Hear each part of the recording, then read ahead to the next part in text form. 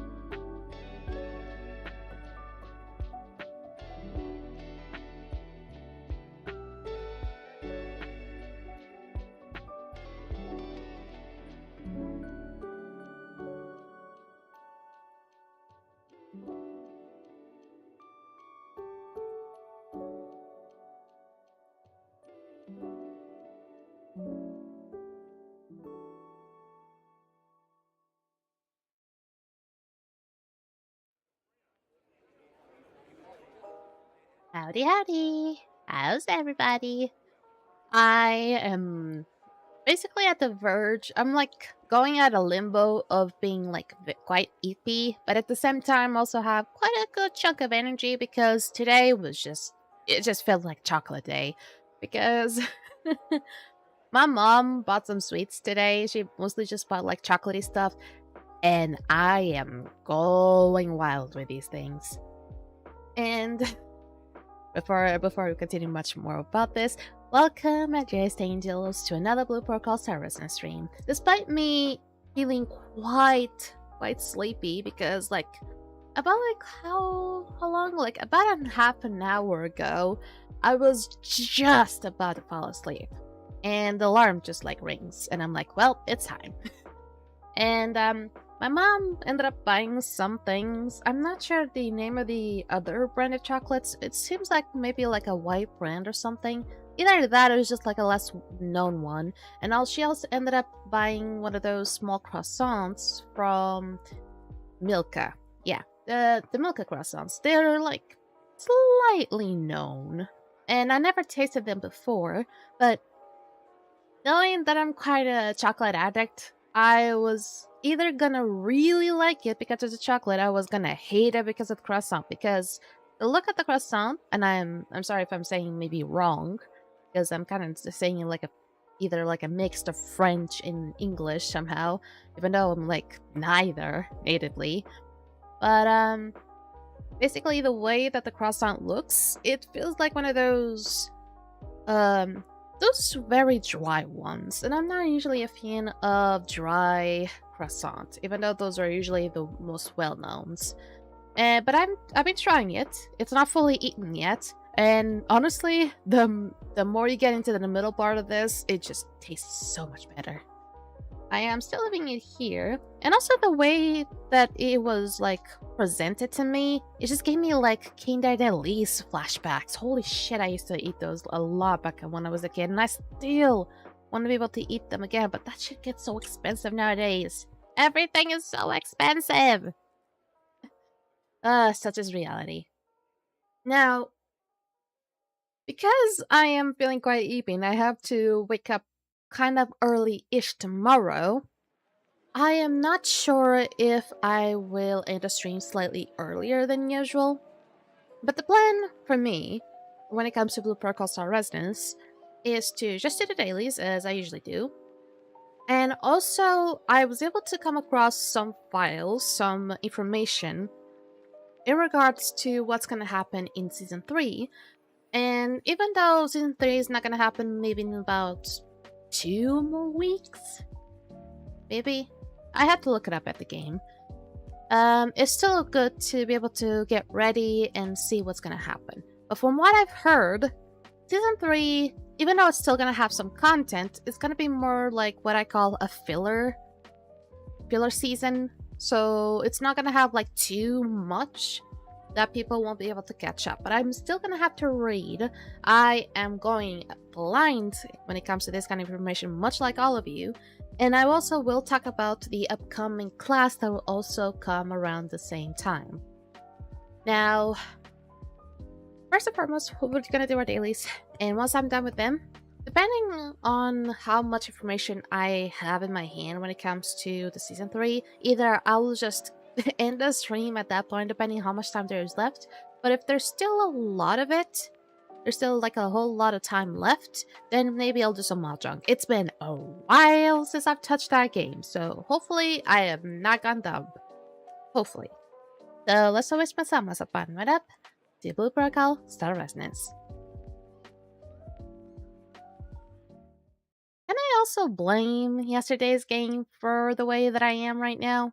Because I will admit that I have like a sense of like missing something. A sense of longing, a sense of like either longing or just like entirely craving stuff, man. I feel like I'm just so sad in such a way that I just have to basically drown my sorrows with sweet stuff.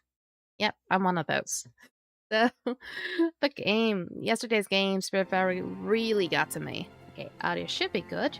I also, if everything goes well, According to what I said at some point, I also didn't activate the YouTube redeems. I did the reload items as I usually do right after I initiated the character, and it does seem like she is much more smooth now, right? She seems so much smoother, which is a good thing. And apparently, like in-game as well, it doesn't seem to be as laggy, so that was the actual fix. It just took this little to be able to fix it. Okay, first and foremost, let me check up the... it's just season 2. I'm not really looking for these. I mean, fine, but I guess, but man, I need more season 1 stuff. Ooh. Periodic goals of the Starland Manual event have been reset. Please check your unclaimed rewards. By reset, you mean you took Starland away? I hope not. I really, truly hope not. And yes, I brought back that dress that I'm using. Oh god, I could finally get this. Almost. Almost got it. Right. I did not cap out the friendship weekly coins. Simply because I either got distracted with something, most likely, or just didn't have time to just like let my characters just roam around for like an hour. Because unfortunately, a lot of the feature events, especially these ones, they have times like these. Like the best ones are actually in the morning for some reason. Actually, most of them actually last for 2 hours. What the fuck am I saying? But it doesn't feel like enough. I just want this to keep on going forever. And the permanent ones is ones that you cannot just be AFK, which is honestly something that I was looking for, just being able to be AFK. But sadly, that is not possible. Not possible at all. Okay, weeklies. Oh yeah, Semivolts. I need to go and check up my Semivolts again because I did Semivolts yesterday. But I'm not gonna do... Actually, yeah, I need to go here first. Even though I no longer do these, and honestly, or the best, honestly, because I was going mad with these. And I did not get enough to get this one. Like I said, I was either busy or completely distracted. But, probably would have been 3 Force Stones this time. Probably would have been really nice if I could have gotten in that case then. Ugh.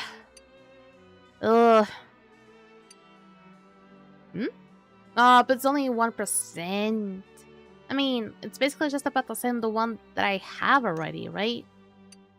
And I'm not gonna get this one because I already have a raid piece for this one. I'm gonna have to compare. I believe they are very similar, but I believe the second stat for the brooch that I'm currently wearing is not versatility, but mastery. Honestly, for the spec that I'm using, probably for the best is just like not worry too much about a second stat, but mostly just focus straight up on crit, no matter how much. Okay. Mine is better. It has mastery, like I said. It's literally almost the same. Except that this one has versatility instead of mastery.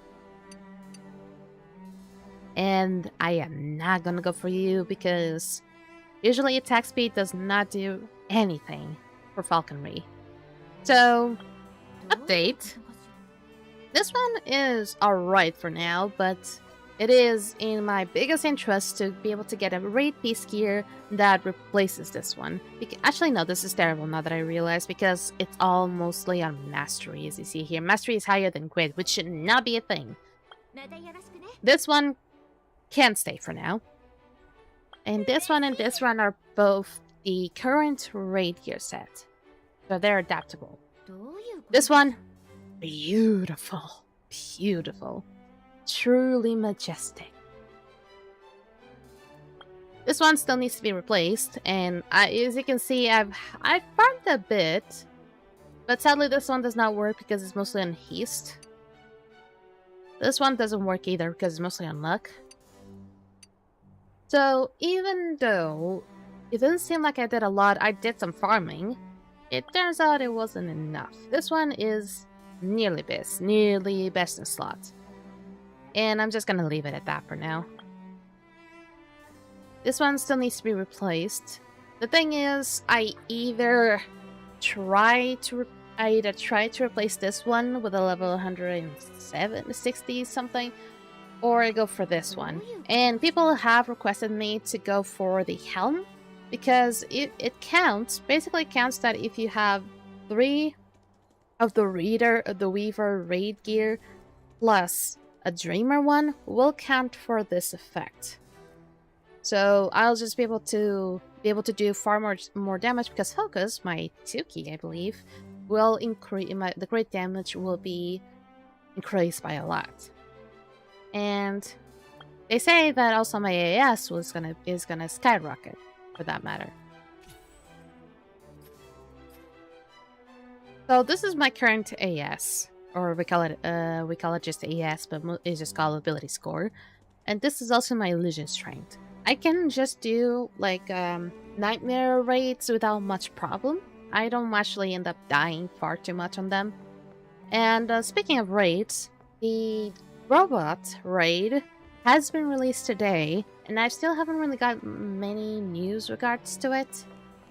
But people are saying it's gonna be the hardest, and I can absolutely vouch that that's indeed gonna be a thing, because already the hard version of it is not that it's impossible, but it definitely requires you to be paying more attention.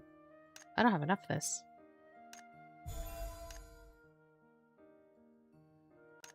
Yeah, I don't have enough. What the heck? Oh yeah, I didn't check the store, right. I didn't check this store right over here. Oh, I am not sure if I'm gonna have enough. I'm not gonna have enough. Holy shit. I need these, though. I need these too. God damn. Okay. Oh yeah, what about sister recycling? I probably should be doing that. I do have a few, but not a whole lot. I also don't really like this system, honestly. That you have to like click and then click down here, I will be honest. Also, yes. Look at that. And you might be thinking, oh, you're so lucky to have one. Well, how about getting 3? 3! Yes, I already have 2 of them equipped in my set. I should believe that one is equipped in the weapon. Cha-cha! Level 2 as well. And the other one is in my best slot, which is this one. Cha-cha! Also level 2. And I've been thinking of where to put this one. The one that I still have left. And I'm considering on the ring. But I might just put it on one of these sets. This one has Goblin Chief. So this one, and it's also level 3. So it's probably not advised that I actually put on any of these because there's gonna be a raid gear soon. So perhaps it's either gonna be on bracelets or ring. I kind of wanted to also put on a charm, but charm is still not yet like best in slot. This one, beautiful. This one still needs to be changed because the purple stat is not exactly advisable. But this one is close to perfect. I believe the max of attack percentage should be 2 instead of 1.5, but honestly, I don't think I'm gonna have to work myself up to try to get a replacement for this because it would take far too long. Module-wise, I haven't really touched it much. I've been trying to look for Life Wave, like a lot of people have been requesting me. Oh, but it's support. Yep. Life Wave is incredibly rare for some reason. And the sound is starting to lag a bit. Okay. Let me try to get some more Reforged Stones. I need to do things to be able to get more honor coins. I might just actually do the focus work on a little bit early so I could get those extra Reforged Stones. Not Reforged Stones, but the extra honor coins. Wait, this is Reforged, right? Huh. It doesn't showcase my weapon. Oh, wait a minute. This is Reforged, right? Am I stupid or something? Yeah, huh? What? Okay, it's not showing my current weapon, weirdly enough. I assume it has to do something because if it's a raid gear, it just like cannot be touched at all. Okay, don't need to touch any of these so far. There's that one that needs to be reforged. Got a lot of stones actually.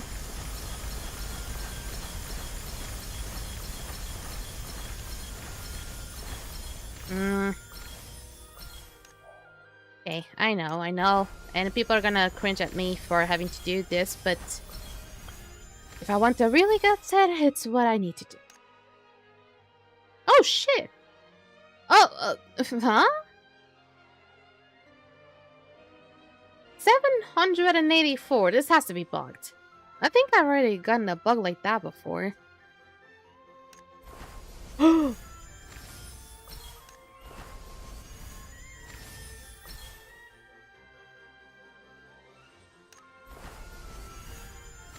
No. How the fuck did I get 778 all of a sudden?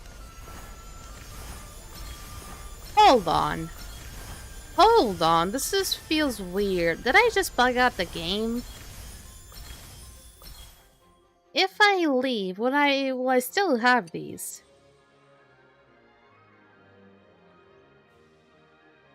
Huh? Let me. I feel like I might have just like lost my chance here, but tough. What just happened? No, I still have them. Why do I got so many?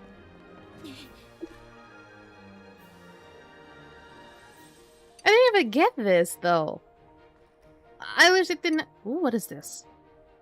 Weaver Engram Core, an energy engram core extracted from Weaver products. It can be exchanged for Weaver series replica gear from Special Agent Cassie at the Artisan Guild. Replica gears are the same effect as the set, and it can be mixed and matched to activate set bonuses. Dismantling yields superconduct alloy shards. Fully armed 3. Okay. I'm assuming it has to do something with equipment. I just don't. I think it's this one. Fully built.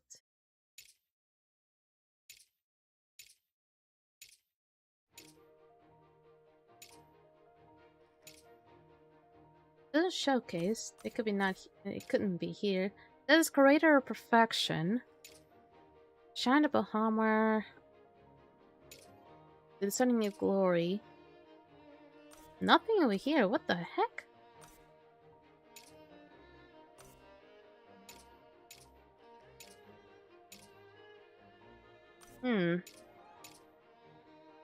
It's probably not here, though. Could be just, like, maybe here. Still doubt it, though. Librarian, Encounter Outside the Field, Imprint of Time. Role Model. Knight's Laurel. Path of Attack. Hidden World. Dimensional Conqueror. Always by your side. Contemplator. Huh?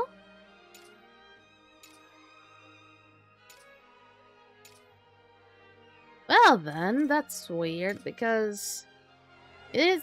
I can barely tell what kind of like quest this. Oh, that now you showed up. Oh, this is level 140. Never mind. Oh wait, am I dumb? Was that? Wait.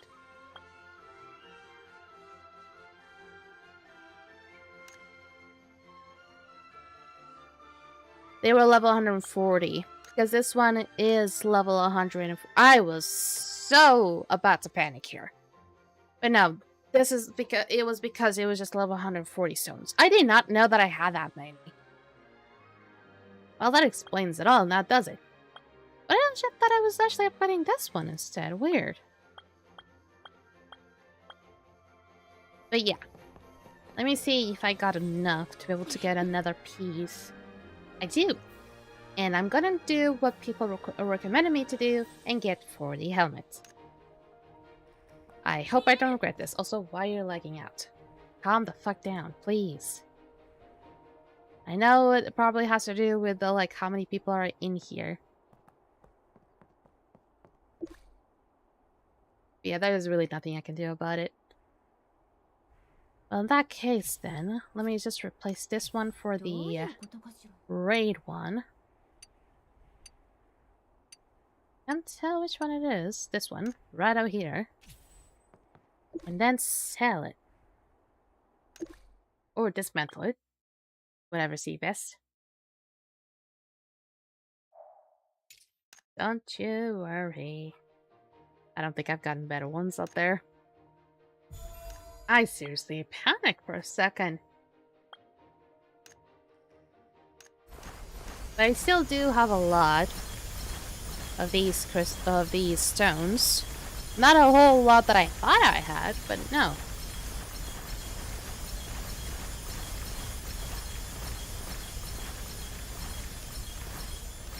Haste, versatility, crit. There we go.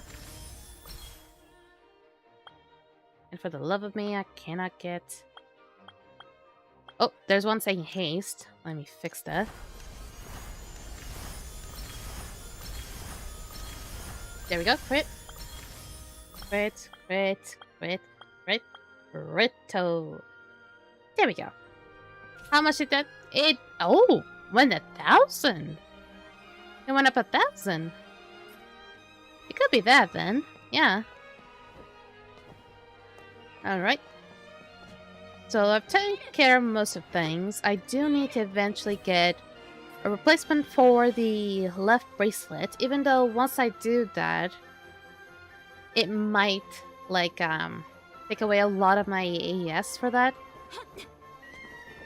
But first then, actually I'm gonna already activate the Starland buffs because I have not been doing that. I have not been doing that. Okay, let me eat it up. This sweet, sweet croissant. It doesn't have a lot of chocolate though. I wish there was more. But then again, it's a small one.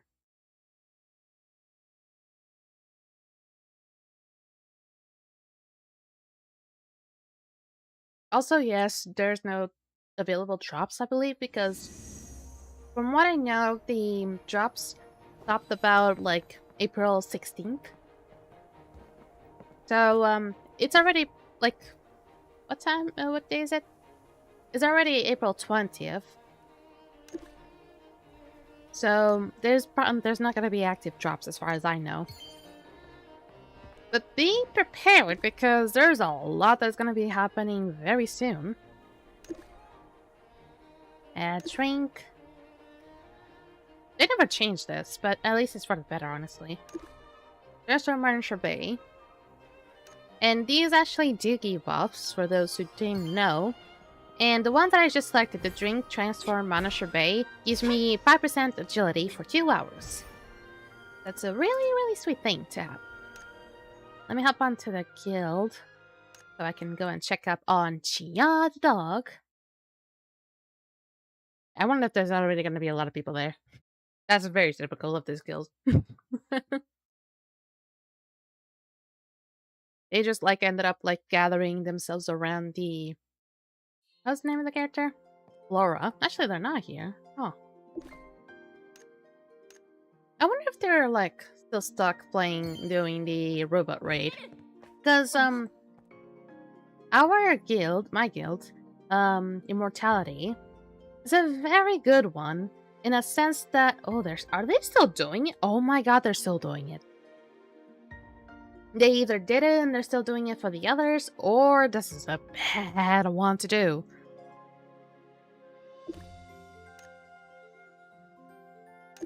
They're still doing it. No wonder... Oh, hello, Flame.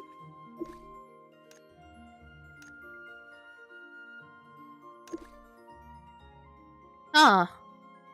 I don't know, but, I mean, it's gonna make my whole job a little easier now, will it? It does take up away a whole lot, though. And I don't want to use everything out of this, so let me just, like, 25 of you.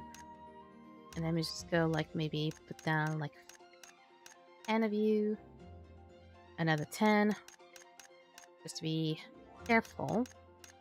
Do not go too overboard. Still 3 left. The thing is, I was trying to get some of those just so I can eventually embed the afterbloom image sigil to my set, basically. Why is my nose so? Why is my voice so nosy today? Holy shit! I was about to say, why is my nose so noisy? Get the usual things. I wish I could also recharge this one, but unfortunately it's a monthly limit kind of thing. Okay, I'm gonna get you as well. And I have so many other stones. Okay, that place over there is a problem. For some reason, whenever I look at it, it just causes an encoding overload, and I don't get it. So I need to be careful where I'm looking. Oh, you have to stop there. Okay, let me finish up the rest of this croissant.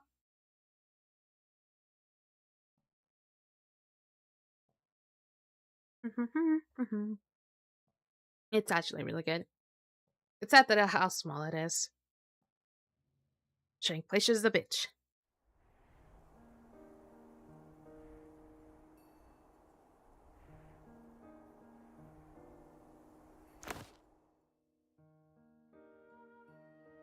Alright, now with the Starland buffs, and just about like the initial things ready, I can finally start doing.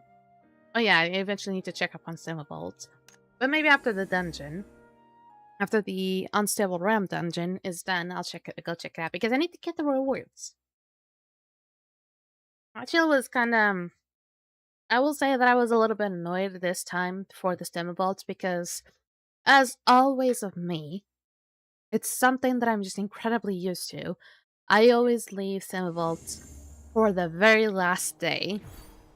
And it so happens that I had a group that was able to take me from like 45 to like 55.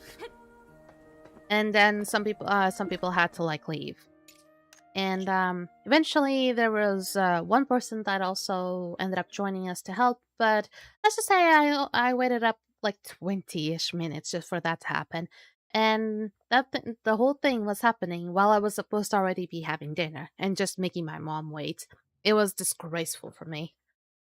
I don't blame them for having to do what they needed to do because I believe the other guy that ended up helping us for the Semivolts was doing guild hunts like about the same time, so I'm already focusing because I no longer just press H and just leave it be. I actually do rotate combos now. Can I actually kill you before you actually do the thing? Ooh, pretty close. I think it was already almost at the end of the animation as well. Ah. Okay, clearing flux gold. 4 more of these. Even though now the only thing I'm gonna need to use those reinforced stones is when I get another of a bracelet.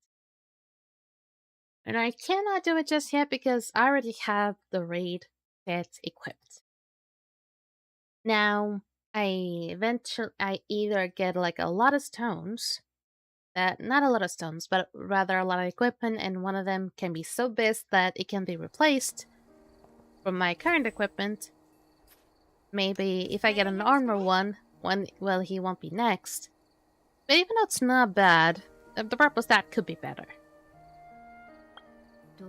And I cannot really add any of these as raid gear, nor charm for that matter. But one of these can be replaced, and I hope to maybe replace this one. Okay, one more time. I'm serious when I say that I have very little idea what's gonna come in season 3. Only by word of hear, or something like that. Basically, just people telling me like, "Oh, this is gonna happen in season 3," and also apparently I just know it's just a tiny it about the upcoming class. I'm not gonna spoil it just yet. It's not time.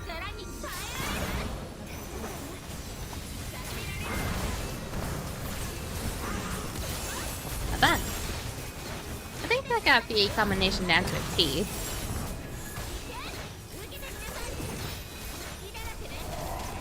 No, you're gonna die now. You're gonna die. Here we go.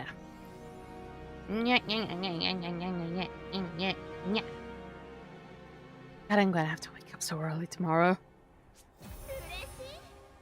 Wait, did they emote? Also, I need to check up on the reclaim tokens. And they also updated the season pass. And yes, I bought it. At least I'm consistent with that, for sure. Okay. Let me check on things. Just a bunch of notifications, that's fine. Seriously, I hope the whole RAM shortage just stops. And we can get like a whole lot more RAM at like a cheaper price, because I would like to be able to upgrade the RAM of my computer, even though I have no idea how that's gonna work in the first place. You season hub already past halfway. And just like that, season 20. Season 20 now, season level 20. Oh, great. Oh, just lovely. I mean, some more will wish coins. So look at the dress. You may tell me that it's very similar to the one I'm using, but far more formal. And you'll be right. I just really like how it looks on me.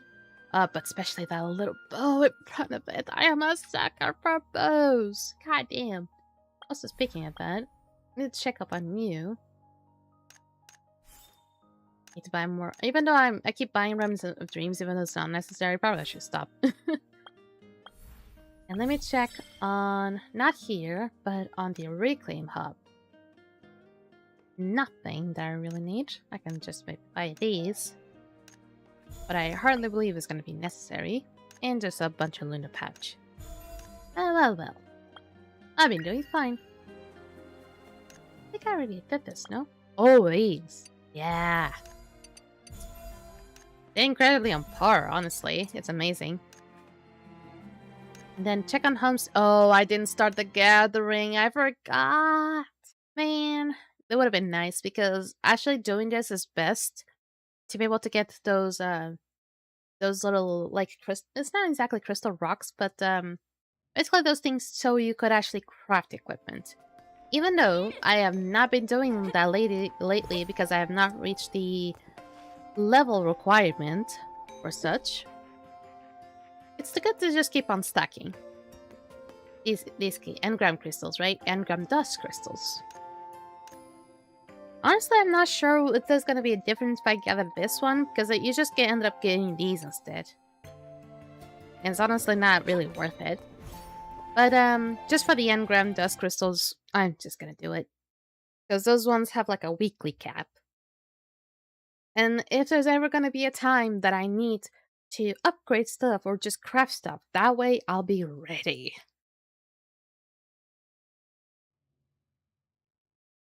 Yeah. Alright. So I already done this. I need to check up on Stemifals. Yes, indeed. And I think I'm already gonna open up the boss spawn tracker.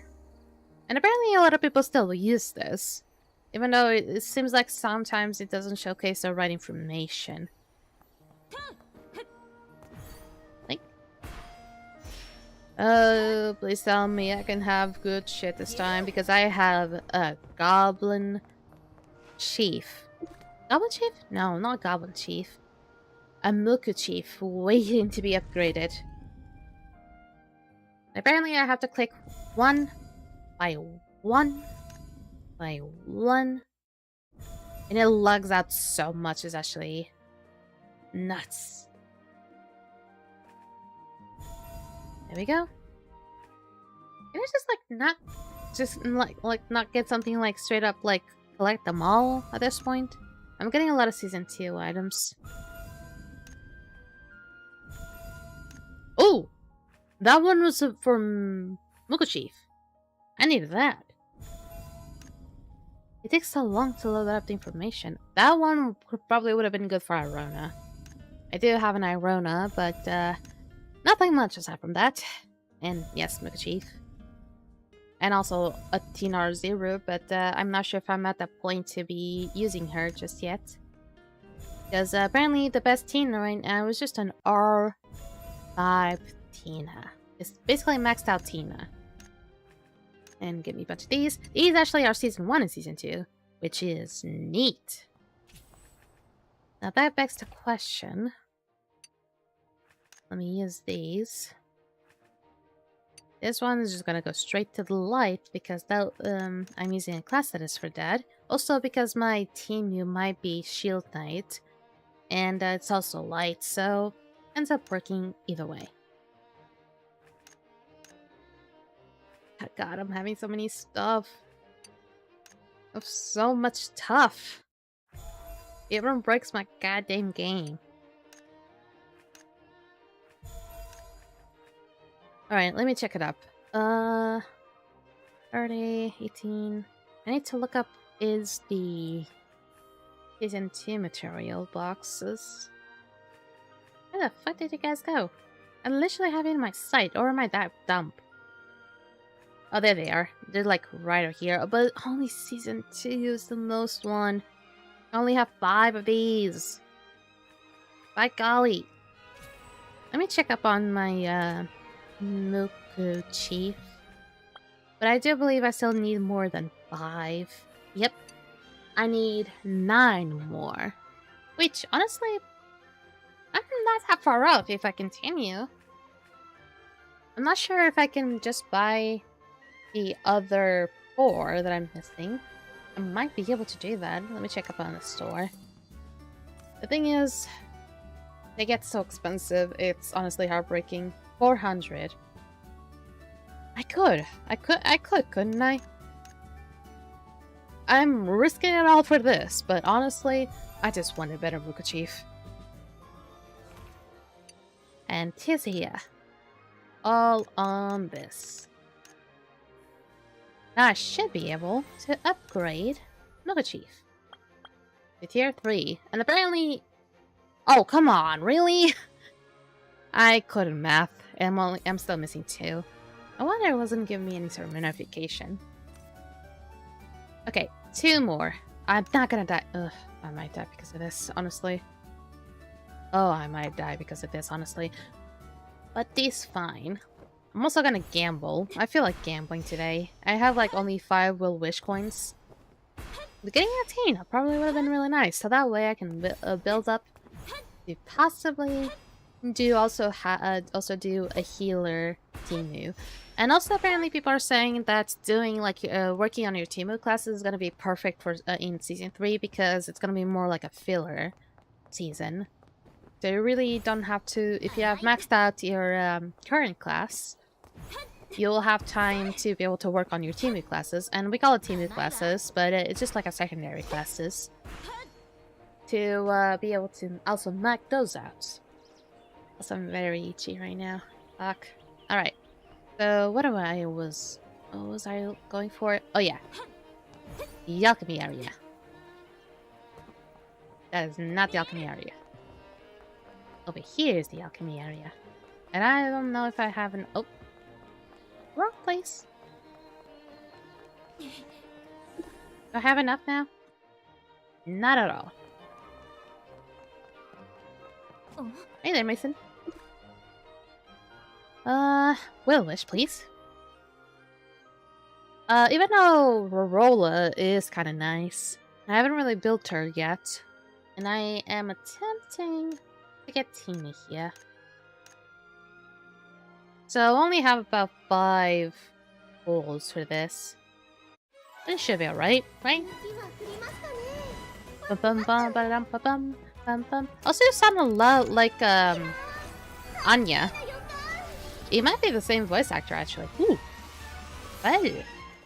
Okay. Muka Vanguard, of course.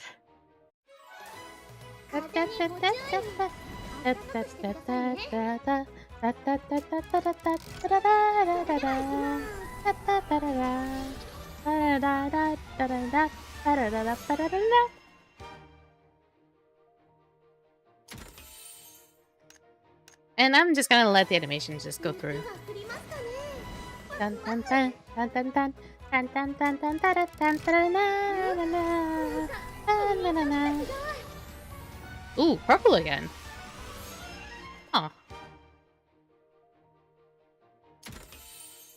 And Goblin Warrior. These are not things I'm looking for. Dun, dun, dun, dun, dun, dun, dun, dun, dun, dun, dun, dun, dun, dun, dun, dun.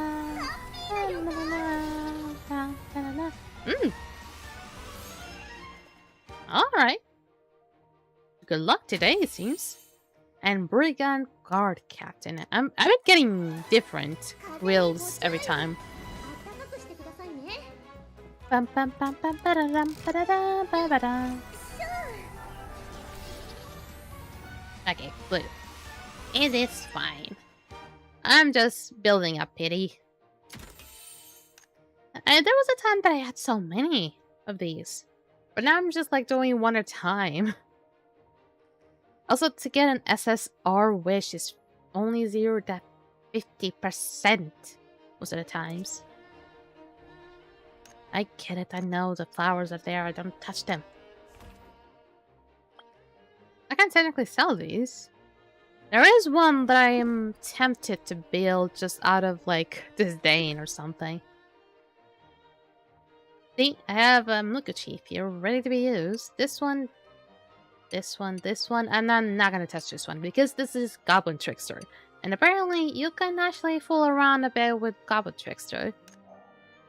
Because apparently Goblin Trickster will not only target the enemies, but it will also target allies if you want to.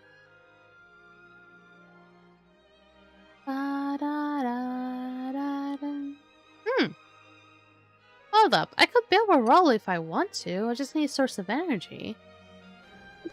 Wait, how much do I need for that then?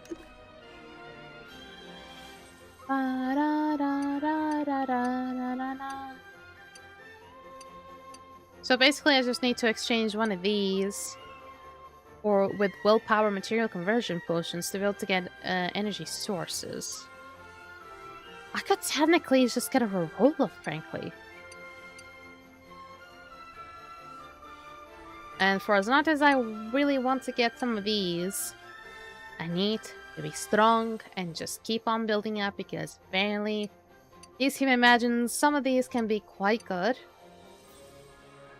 While other ones are just like, you can just like skip them off, honestly. Also, but I have been thinking, maybe, just maybe, I might consider maybe just using like the 100 of these. Not on the season 2, but on this one specifically. Because if I want to be able to do Team of Shield Knight, Abbas Ogre is going to be necessary. Okay, I think now it's time for me to focus on focus. And I don't have a lot to work on this time, but I need to see where else am I going to continue. I think I'm still going to continue to get more fine force stones. Which I still have a few of these to work on, now that I realize. Huh. Can I get it in? Can I get it in? Oh yeah. There we go. I might as well just work on some smelting right now. And I need to see if there's anything else I can upgrade. I know I probably should be going beyond the level 20s and not just try to even it out, but I'm one of those people that just like to have things very neatly done. Also, this just gives me more honor coins, so I can just go back to the honor store and just be able to buy whatever I need.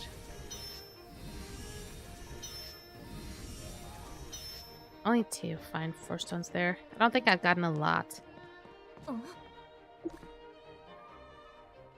Let me see. Refine. Huh. Apparently I have enough of this one to be able to refine it again. Now I'm gonna risk it for the biscuit and just leave it at 85%. If I fail, I fail. Oop. Thank you. It is gonna make me far stronger if I keep doing this. 90%, that's fine, right? You bitch. You do not fail on the weapon, but you somehow fail on charm? You bitch. You little bitch. There we go. Yeah. Okay, so I'm definitely gonna have to build more of these. I am still so behind. Afraid not. I know what I'm doing. Let's see. Oh yeah, I still haven't done the monster hunt. I haven't ended up like opening up the thing. You didn't check it out. Okay, so 2 and 3 are dead. So maybe I'll go do some... No, I don't want to do some Crimson Fox and... Really want to do some Moogle Chief? But I'm pretty certain that a lot of the lines that have Moogle Chief are by then just completely empty. With no sights of Moogle Chief out there. Pam pam pam pa-da-dum. Pam pam pam pa-dum pam pa-da-dum pam pa-dum. Pam pam pa-dum. Pam pam pam pa-dum pam. Pam pam pam pam pa-da-dum pa-da-da-da-da-dum. Pam pam pa-dum.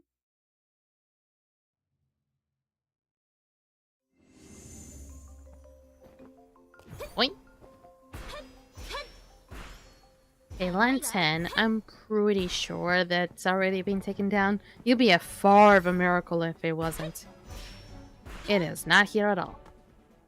So let me go do a big ass jump and go to line 30.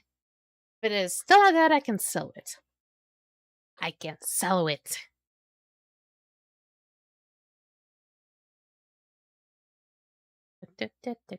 Now I got the goddamn song of the gods just stuck in my head.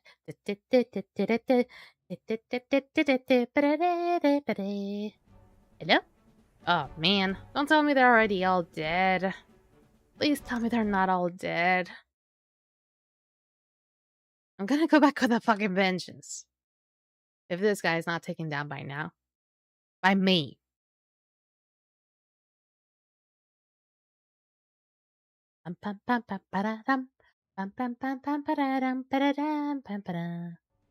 Are you alive? You're not alive. Holy shit, they're all dead here. Well, in about, what, 20-ish minutes, all the lines are fucking dead by now, and I believe but they might have actually taken it down much faster. So I guess all I have to do now is just maybe wait up for another chance for me to do that, and just go for elites. I am currently on a quest to take down, or be able to do the objectives for each elite, and so far only 4 are done. Most of them. Only 4 are done. So I'm just going to go, like, by order. Even though I could take down the Season 2 elites. Honestly, to be very, very honest, nah.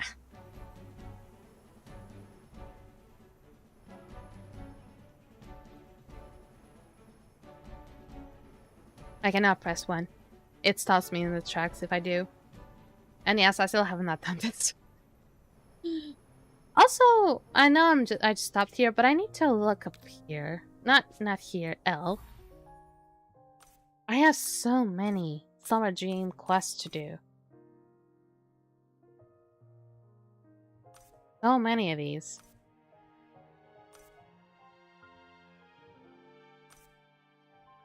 So many.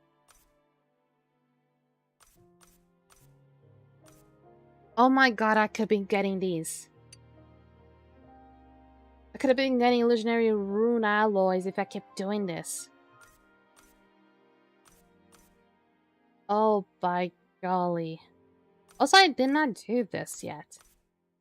I mean, it's not gonna be worth anything because it's mostly just level 180 stuff. Navigation quests. Huh. Go to view. If we shall never meet again, I hope that when you gaze upon the moon, you'll remember how we once bathed in splendor. Strolling through the woods as the night breeze blew gently against. Is this a Rona that is speaking or something? The death of stray star away, there are faint Capahon tracks, and who's still away? Huh. I have a feeling these are supposed to be like regions quests that I just ended up coming across and never really done them. So perhaps once I'm done with the elites, I might actually just work on them instead. Hey, you alive there? Yeah, you live. You live. And now you die. Alrighty. I wish these ones could give me like a bit more than usual.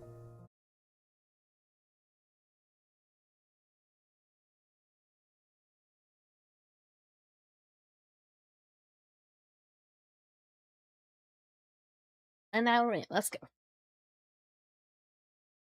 And I'm sorry if I don't feel as chatty as I usually do. Or maybe I feel far too chatty, who knows. But I feel I'm kind of saying that I'm not super chatty today. Because my brain is just screaming, I want to go to bed. But I must be strong. Okay, so elites are done. Is that enough for the season hub? Not really.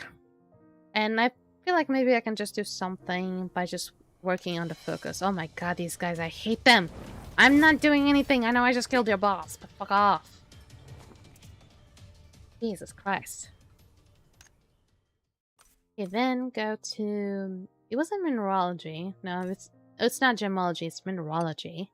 Rare ritual. It is on a very weird spot. Because it's like... Almost like in the second... It's like on the bottom floor. But the game doesn't recognize its bottom floor. So you cannot really go auto target. It cannot really go and do another target in it and just let your character go to there because there is literally no pathway to take you there.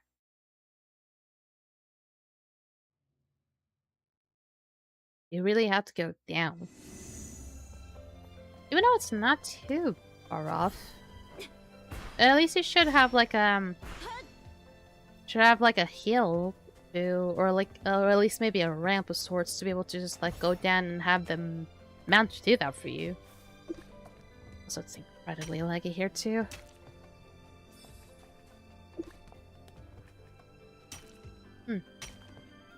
Oh, they have cleared up the raid. Alright. So apparently the guild finally did the robot raid. And I will say that I'm also kind of curious to look more about it.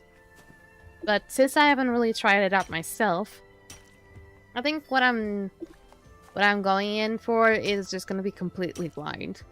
I did hear that the robot nightmare raid, on the last phase, you're gonna have to split up the team in two. And basically, there's gonna be like not two versions, but it's gonna be like the regular robot in its like mightiest form on the last phase. But there's also gonna be something or some sort of a clone of him behind him. So you can kind of think of like Siamese twins. Is it called Siamese twins? Or basically like one of those conjoined twins, but one of them is like literally in his back.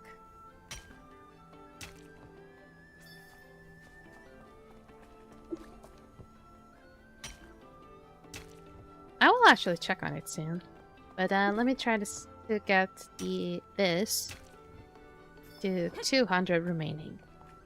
Actually, no. It doesn't seem like it's gonna be a lot if I do that. Well, screw it. I guess I'm just gonna use all the focus. I'm just gonna use all the focus and then bring back some more with the potions. And then use that to refine, or to create the fine force stone. Oh, nope. I don't want to target the normal one. I'm selling craving pizza. God damn it. I've been having one of those days that I just cannot stop thinking about food. I close my eyes and I see a freaking Burger King hamburger. And I know it doesn't seem like top notch or like the best decision, but it's what I'm used to, okay? Close my eyes and I see an old cheddar burger. double cheddar, I believe it's called. Yeah, I don't really like when it has like any sort of like salad components on a hamburger, even though it's like, let's just say that it's a bit weird-ish whenever that happens, because some people are just like really used to eating hamburgers like that. I'm not. I don't like lettuce, I don't like tomatoes, I don't like pickles, so I'm basically like goddamn menace to society when it comes to hamburgers. And for the longest time, I just ate like a double cheeseburger in McDonald's, which barely had anything. It was like such a small hamburger. Even though I will say that McDonald's is still close to my heart because I got those goddamn fries. Okay, I used it all. Now going back to Astelitz. Yeah, I've been I know I just said I was craving pizza, and yes, I still do. But I am like the last 3 days, I haven't. Whenever I close my eyes, I just see a hamburger in my face. And at this point, I could just like fix the issue and just order one, but I don't want to be caught in the act. So I'm just being patient as hell.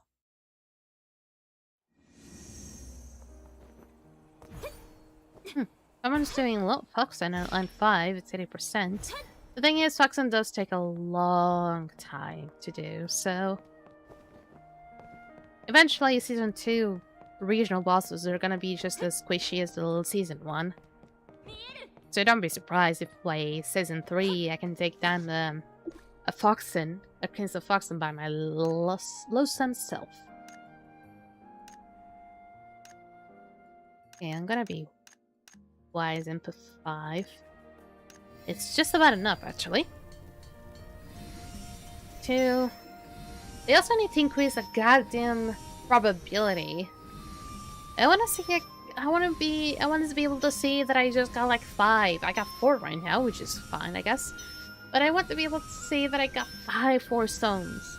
It would have been so nice. The probability is far too low, man. Too low, man.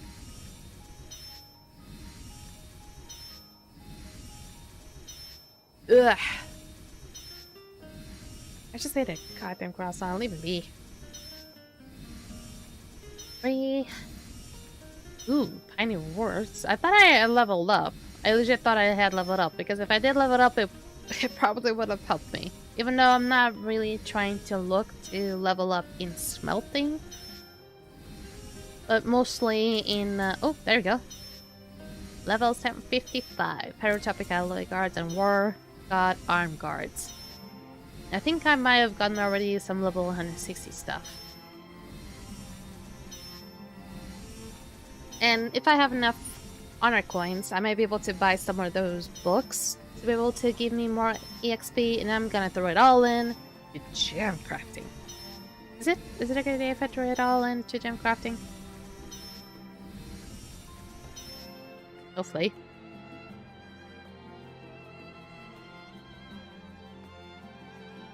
I believe this one is for tanks. I need to look up something more like that. And if I am not mistaken, the helmet for that is actually in weaving. There we go. But I don't have the level for it though. Actually, I might be able to buy a Shadowcloak helm if I want to. The thing is, I already have that one as a piece of raid gear. Now, really, what I truly need is to get this one. But to get it to levels 58 is going to be a pain. Because I need 3 more levels. And for gem crafting, probably would have been for the best because I could fix some of these things. Especially that, some of these bracelets. I'm not going to go for the ring. The ring is fine. Okay, let me check up on the store then. Honor coins. Yeah, we're good. We're Gucci now. But I'm not gonna buy the reinforced stones just yet, because it feels like I'm alright with them. Also, I will focus on the Weaver Stardust. There we go. And for as much as I truly, truly want to be able to get all the life skill EXP books, I don't think I'm going to be able to because I need to get more of you. And it's still not going to be enough. Goddamn. Alright, but I still have 200 of these. Just throw it all in on gem crafting.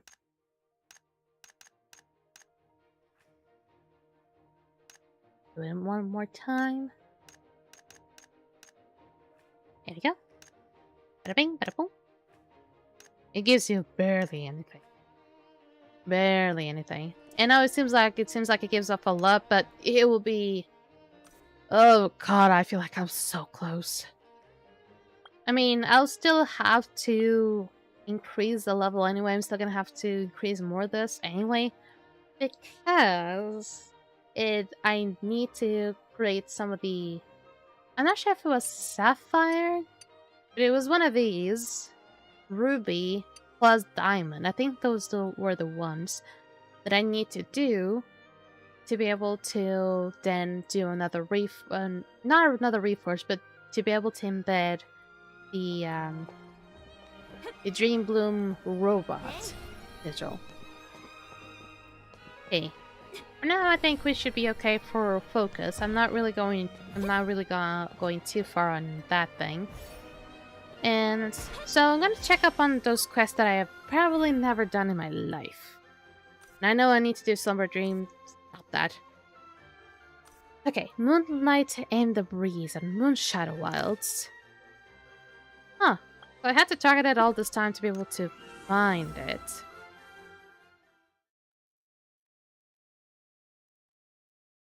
And you can actually find secret side quests the more you interact around with your surroundings.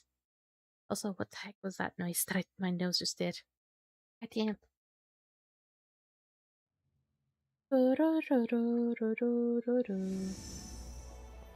Okay, right here. Oh, there's a dead body. Fainted girl. Apparently she's not dead. Oh no, have they fainted? She's not waking up, and her breathing's getting weaker. There aren't any visible injuries. This isn't the time to dawdle. I have to get her to the hunter's camp right away. You're just gonna be carrying her like that? God damn, girl. I'm proud of you. Honestly, if she was truly an adventurer, she'd probably be far too muscled up, honestly. What's up, Orlando? What's going on here? What happened to this girl? Explain briefly. Meanwhile, Orlando called over Alexi and carefully examined the girl's body. Your assessment was correct. A physical examination revealed no external injuries, but her breathing is indeed very faint. I suspect she was caught in the aftershock of your battle against a monster boss. Her spirit suffered a severe shock. Ugh. I didn't mean to criticize you. It's just that for a regular person, it's risky to simply witness a battle like that. If she had a non-fatal physical injury, I'm sure I could treat it. But this... we probably don't have the time to get her to the pilgrim camp. Moonlight falls on the girl's pale cheeks. She looks like a fragile glass doll.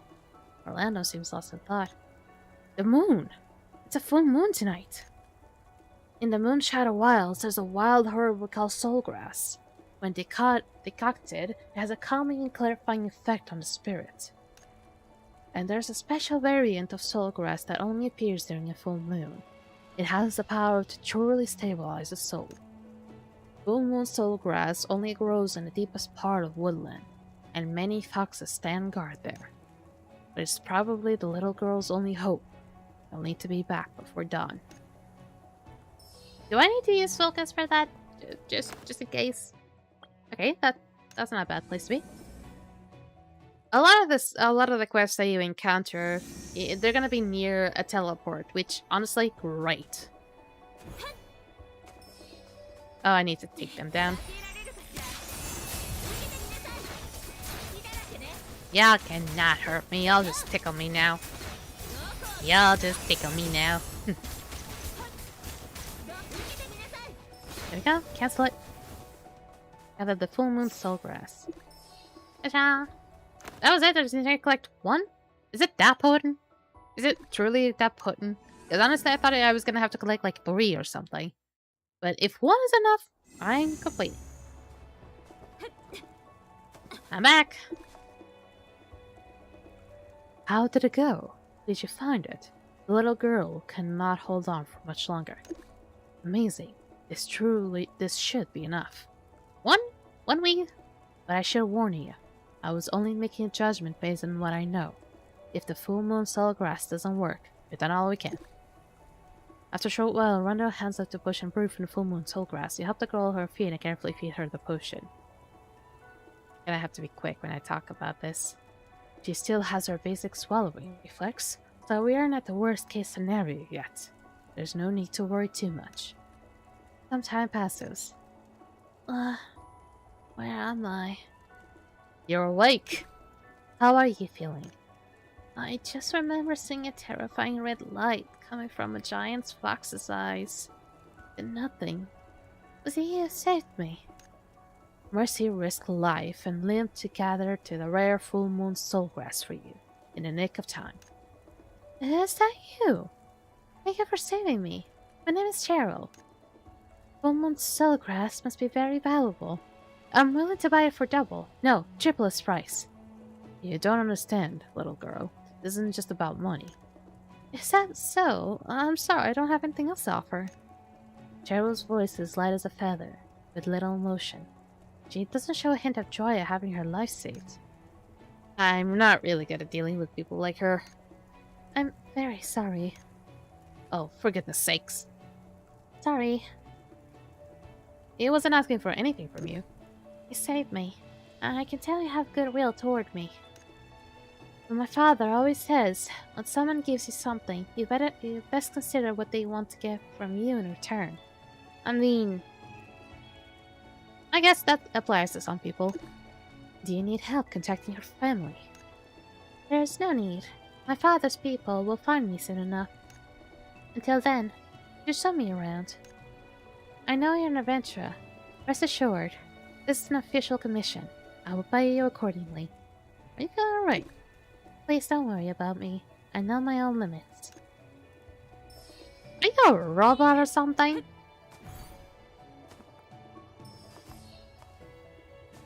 What are you doing up there? I saw painting by Lana at an art exhibition. Under the brilliance of the full moon, a majestic and mysterious crimson fox gazed silently into the distance, the memory of a mixed up adventure with a dear friend. That's what the description says. Oh, so that guy, the painter, I believe. So I cannot really run in this.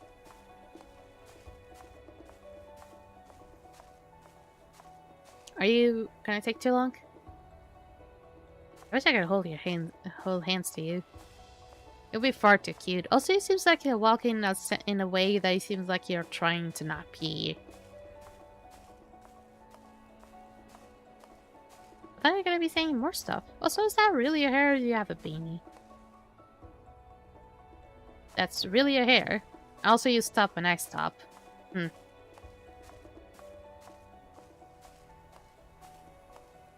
Well, this is very silent. Can I even jump? What the heck? So I just have to walk up like this? Well, this is boring.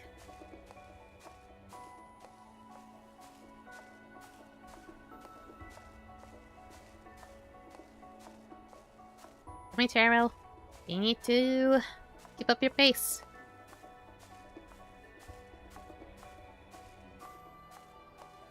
There we go. Oh, we're really close.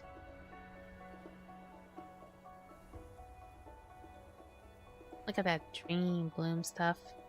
Ah, this is cute. This is a beautiful sight, though. The fox's territory is just ahead. Given your current condition, we should probably stop here. I'm sorry. Do you always apologize a lot? I'm always a bother to everyone. Well, this is a commission. You're paying for this, so there's no need to apologize. Really? The two of you suddenly fell silent. After a long moment, you're about to crack a joke to his attention when... I actually ran away from home. My father wants to marry me off to a minister's son. Political marriage? No, I don't resent the young man, but I do feel apologetic towards him. I don't have long to live.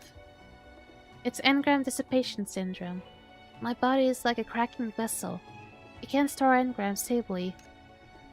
My mother passed away from engram dissipation syndrome just a few years after I was born. It's a rare genetic disease. I've never seen my father smile at me. He always said that he had no need for a child with no future.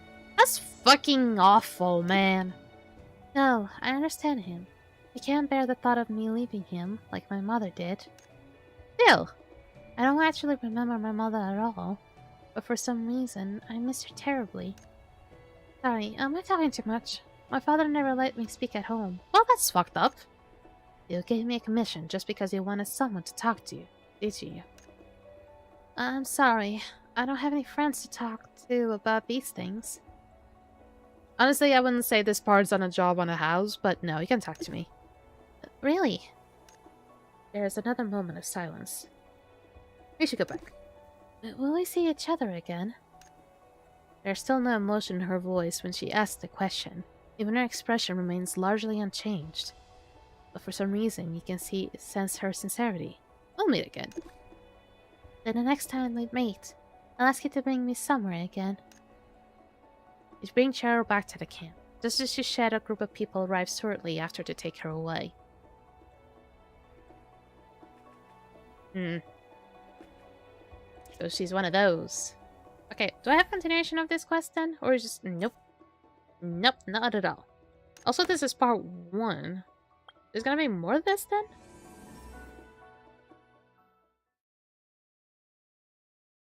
So she's basically like about to die, and she is like from a really rich family that's just gonna be there just make sure she's alive.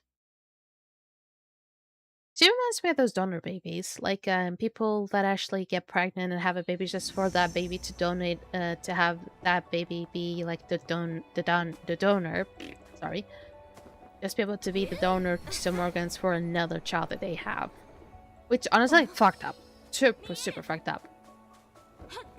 Hello, found it. This should be the one. Or what? Wait! Someone suddenly darts out just as I try to approach the Kappa horn. Even though he lowers his voice, the abrupt sound still breaks the forest quiet.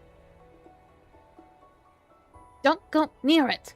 It's injured right now, so it's more tense than usual. If you provoke it now, it might attack you. You won't want that. Startle me? This isn't a place you should be. Wait, you're an adventurer. I thought you were a duchy or a crane member who wandered into the forest. This place is too dangerous for them. I was wondering why any of them would come all the way out here alone. My name is Sandy. Oh! Wait, you're a guy, though. Sandy? Guy. Okay, that's a little bit weird for me. My name is Sandy. Sorry for blocking your way. I hope you don't pass through here for now. This little one needs to rest. This Capricorn. Shh, I know you have a lot of questions. But because of the noise we made earlier, this little one's already thinking about relocating. I have to follow it. If you're curious, you can come with me. And be careful not to make too much noise. Alright, guy. Look, it's treating his own wounds. I've been following this little Capricorn for a few days. I recorded every move. This is all precious information. Capricorns are actually very smart. They herd animals, but when they get separated and run into danger, they can adapt flexibly. I don't know how long it will take before this one can return to its herd. Until then, it's best if we don't disturb it. You seem to know a lot. I'm a traveler from Salmzad. Capricorns, eagles, wolves, foxes. Studying the habit of these animals is my hobby. Every animal thinks. Maybe they're not as smart as the demi-humans, but they can understand your intentions. Hello there, Marshmallow. Welcome to Stream Helping and being a lovely day. If you treat them with respect and love, they can regard you as a friend and even family. It's a wonderful feeling, like a mysterious bond. You have a friend, an adventurer like you. His falcon and wolf were like his closest companions, connected in spirit. Is he a marksman like me? Because I have a falcon with me. I still need to give a name for my falcon. Am I gonna call him Freddy? I don't know. Falcon, Freddy the Falcon. It has a nice ringtone to it. Wait, crouch, lower. Something's coming. The two foxes emerge quietly from the bushes, staring at the injured Capricorn, their gazes filled with ferocity. Yep, I figured. You... Fuck off. We're basically disturbing the laws of nature right now, but eh.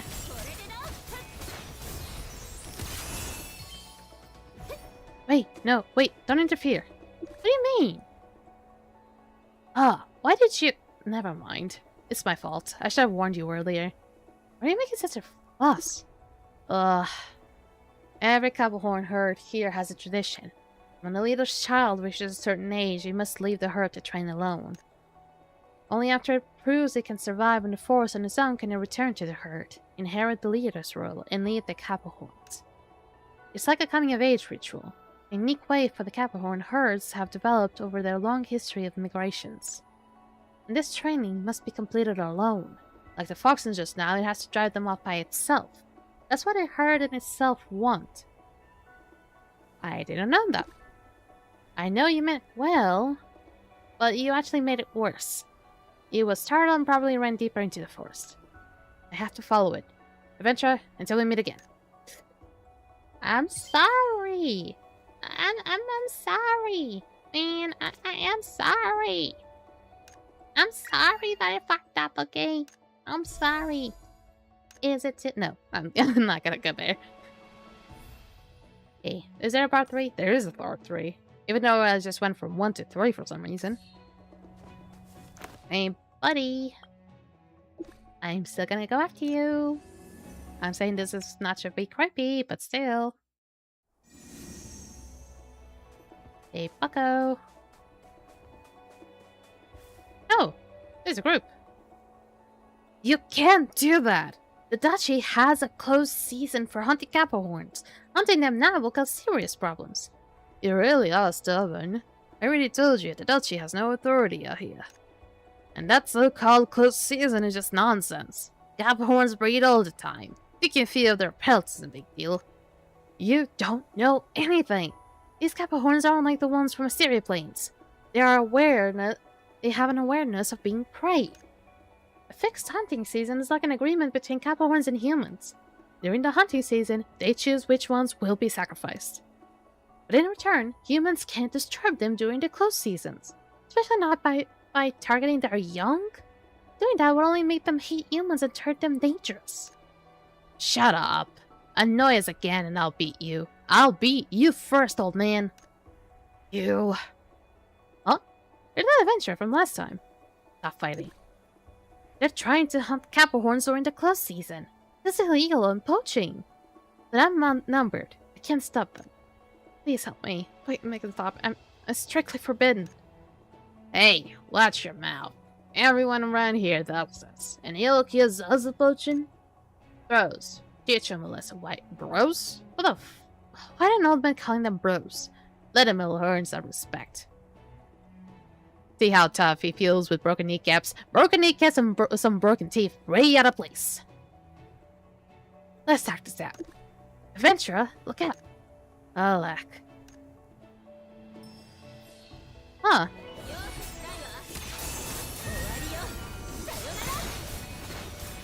Was that supposed to be a sound or something? I don't know. This guy is so strong. It's me. I'm not a guy, I swear to God. Damn it. We picked the wrong fight today. Stop. Retreat, guys. Adventurer, you're amazing.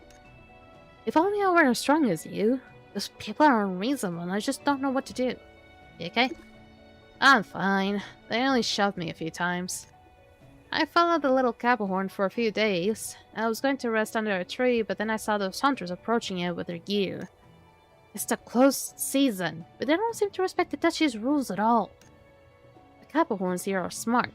They know humans will hunt them during hunting season. They also understand that during the closed season, they won't be disturbed. If we don't follow the rules, they will panic and may even attack human camps. You're right. Thank you for relieving me, Avanti. Well, I have one more small request. I hope it can help me. This little Capricorn was caught in one of the hunter straps and injured its hoof. The new injury added to the old one, so now it can't walk. Fortunately, it's not too serious. I'd like you to find some materials and herbs for me. I'll want to treat it. Didn't you say we shouldn't interfere? This is different, adventurer. The Capricorn's coming-of-age trial is meant to prove its ability to survive in nature. That's the foundation of their species. But we broke the agreement that caused it to fail the trial. That's our fault. Since humans caused the problem, we should at least try to make up for it. You can be taking this really fucking seriously. Maybe, but I believe this is the right thing to do. Humans shouldn't disrupt nature during the close season. I've listed all the materials I need here. Please gather them for me. Sure thing, Sandy. Seriously, why are you called Sandy? It shouldn't be too far off. Got one. Yeah, there's another one up there. And over here. Small tree broken by an animal. It can be used as a plank. I wish I could have gone more down so I could actually land up that thing very beautifully. Oh, this is exactly what I needed. Hey, quick. Oh, I didn't see that guy there. Let me see. First, smash the herbs into paste and apply it to the swollen spot. Then, use branches to secure the boards, and now we have a simple splint. This should do it. Adventure, I'll stay here until it can move again. Is that it? Can I know what... Oh, there's still more, yes. Now it says part 3. What the heck? At least it shows up kind of like very close by where I was, so that's nice. Oh, there you are. I knew you'd come. Today is the day it returns to its herd. All the Copperhorns in the herd will gather here. This is the final step of the coming-of-age ritual. It will show everything he has learned and fight his father. You mean... Yes, exactly, the leader of this Copperhorn herd. The last step of the ritual is the little Copperhorn fighting its father. The Highland Copperhorns believe its strength. Only when its father acknowledges it's truly considered an adult. And because it is the leader's child, the future head of the herd, its coming-of-age ritual is even more important. That's why all the Copperhorns are gathered here. Oh, here it comes. Hello there, little Cappy. Oh, wait, hold up. This is... Oh, I skipped it. Fuck. What? I'm gonna have to defeat it? I might have... what the fuck did I miss? Honestly, can I just like die off and just let... I really don't want to kill you, buddy. I really don't want to kill you.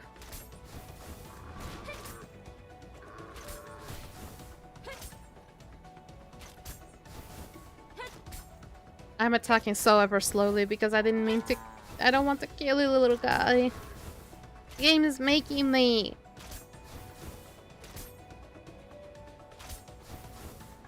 Really? Why?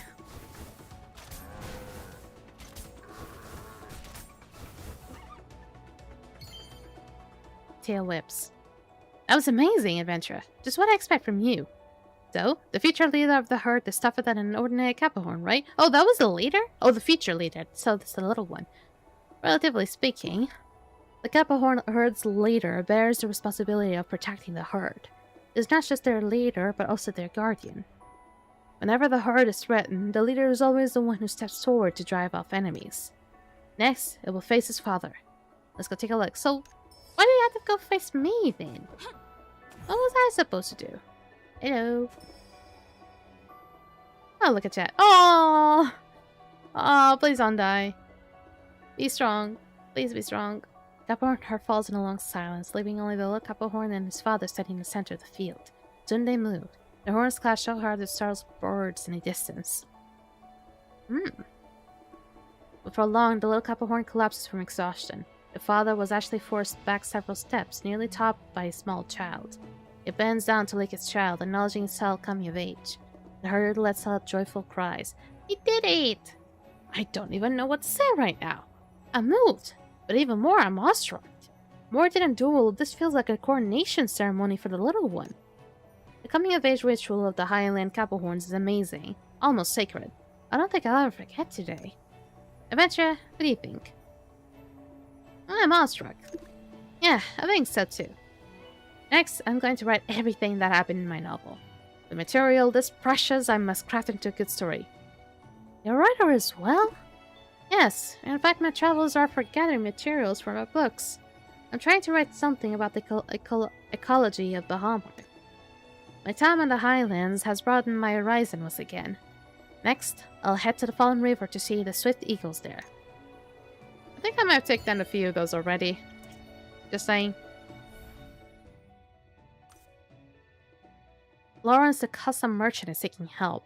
Are these Copperhorn manifestations of the engram normally in this region, or perhaps a cause of them? I'm getting a lot of, like, secret side quests now.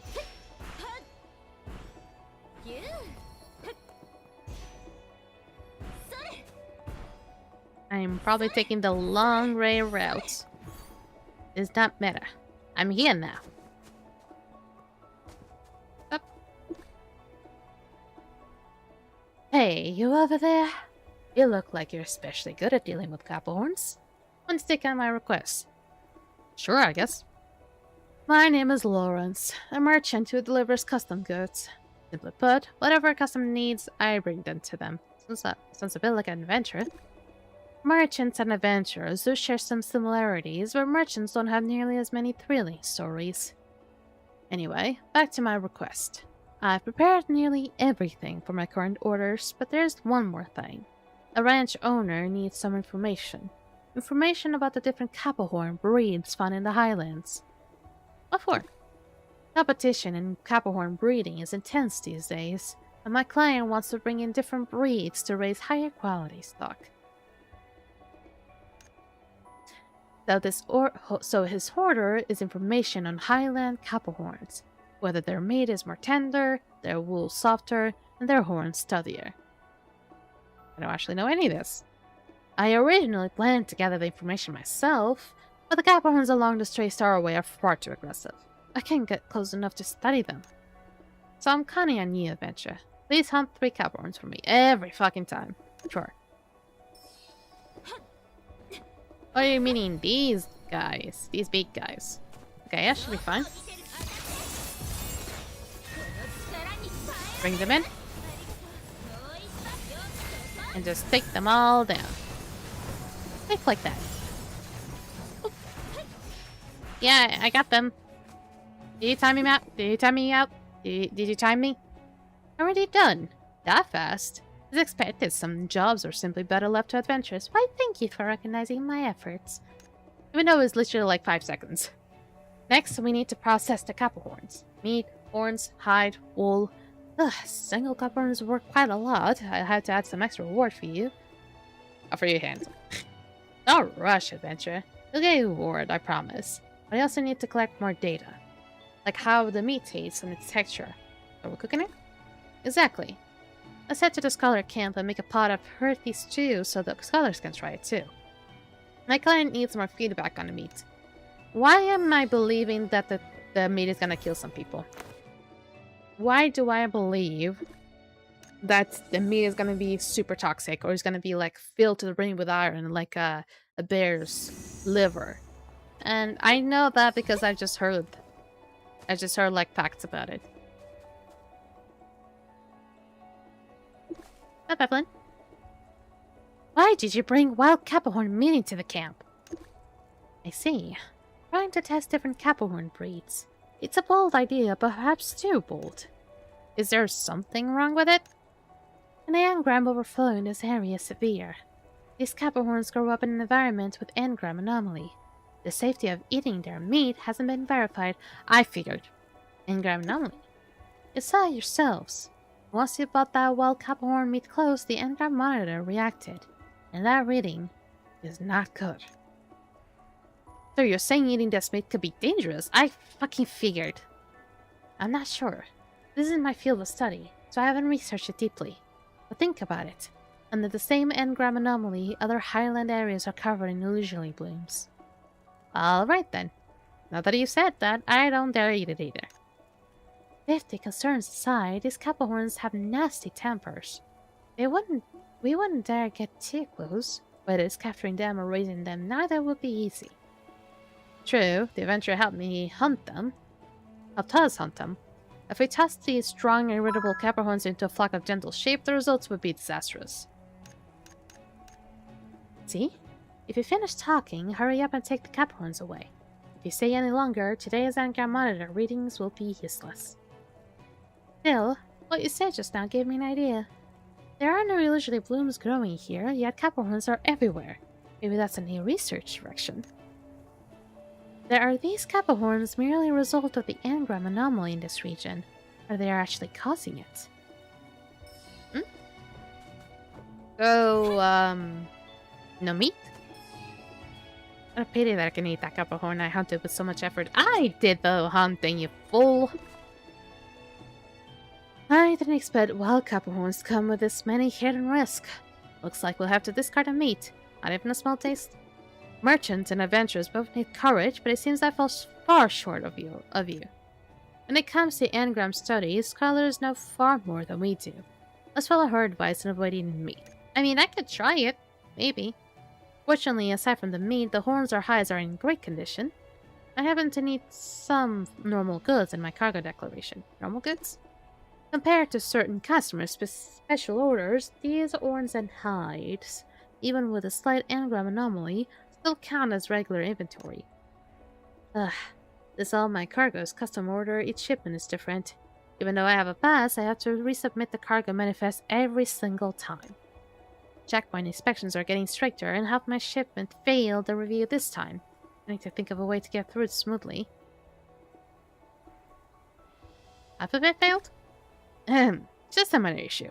You have already helped me plenty. I'll handle the rest myself. The horns, hides, and wool are all common goods, enough to complete my manifest. Even with a slight engram fluctuation, the next inspection should go just fine. I hope so. Aventra, your full reward will be given, as promised. Here, take it. Yay. Are there more? No. Stones don't speak, so please be silent. That's quite a name of a quest. Seems so poetic of sorts. Okay. Where we dropping? Huh. Wait. Oh, it's not even here then. Wait, what am I being taken to? I didn't get to see. Am I going back to Bahama Islands?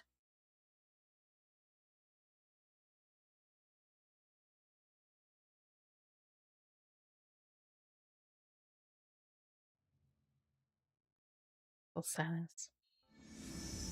Yep, Bahama Islands, here I am. It's really fucking far off, too. By golly.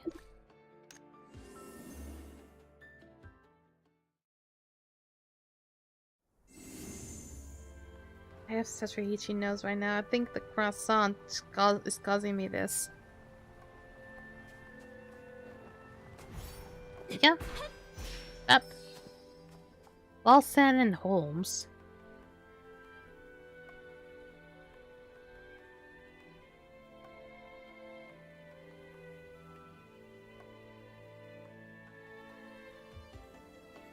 It's a fucking reference to, It's a reference to Watson. Yeah, Watson and Holmes, right? Yeah. So, is it Watson? Is it Watson? I'm not sure. It's a reference to the fucking book, I think. Holmes, please stop changing the daily work schedule on your own. It causes issues for me. Watson, our task have to adapt to the situation. If you're too rigid, it can't work well.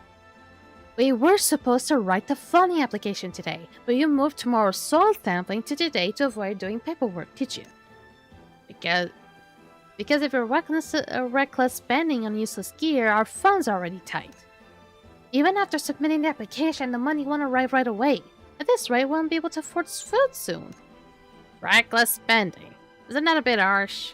Those are essential tools for exploration. Crystal-handled geology hammer and an adventurer's great swords are essential? There have been a lot of monsters around lately, so I bought the great sword to protect you in case something happened. Yeah, so you didn't deny the geology hammer. Adventurer, perfect timing. Whose fault is this, in your opinion? Why are you tracking a Pratzapp into this? Please stop being so childish. This is exactly why progress is so slow. You always drift off to the actual work. Holmes has barely finished speaking when a monster's roar echoes from nearby. Well, he's about to be proven correct. Have the monsters gotten this close already? That doesn't sound like something I can handle. Adventurer, can I ask you to take care of the monsters nearby? Hey, Holmes, we don't have money left to issue commissions. Lawson, this is necessary spending. I've had enough. I'll deal with the monsters myself. Wait, Wilson! Crap, Wilson is always calm. Why is he suddenly so reckless today? Who knows? So hard to guess. No, it is too dangerous. Adventurer, I still need your help. Don't worry, you'll get your commission. Ah, piece of cake. Wilson can get hurt. Please. You little fucker. Honestly, I could probably do this for free, but, Wilson. Adventurer, these monsters are yours. I'm going to check on Wilson. Oh, you guys are kind of very close friends there. Yay. Yoink.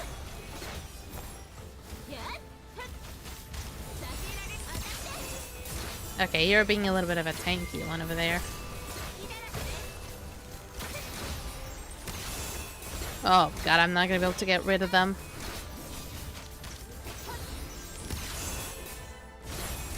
Oh, this is a problem. Oh, that was an elite. No wonder.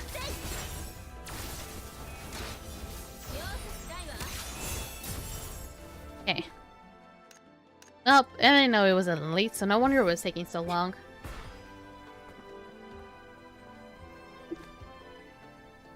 Wilson! Wilson! This is bad. He's not responding. Is there a healer or a clerk nearby? Priest, maybe? Priest Lothar at the pilgrim. Given has plenty of field experience. He will know what to do. Alright, let's go. No time to waste. Was that probably the best choice? I hope. I don't know of an herbalist, though.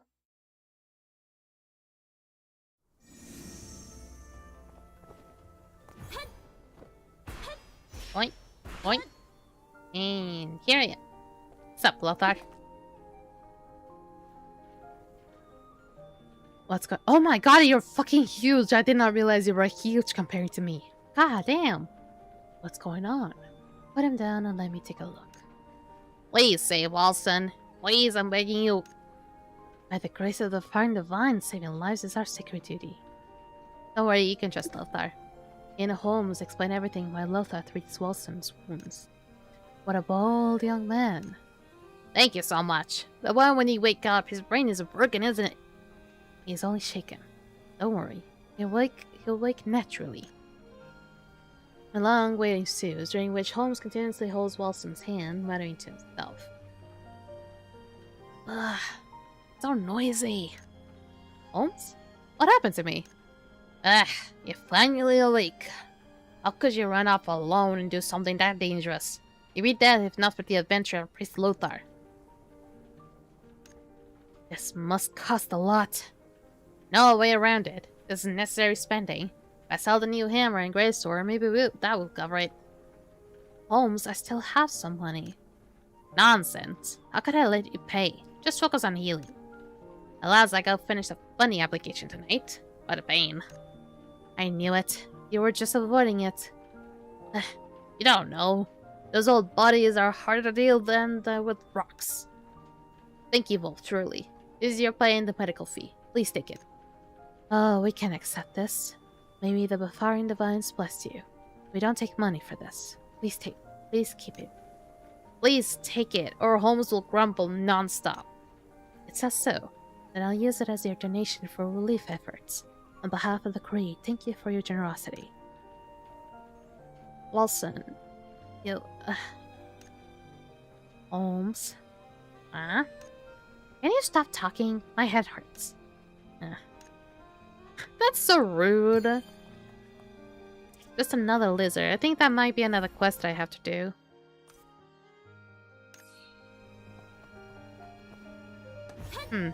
Gisela needs your help. Alright.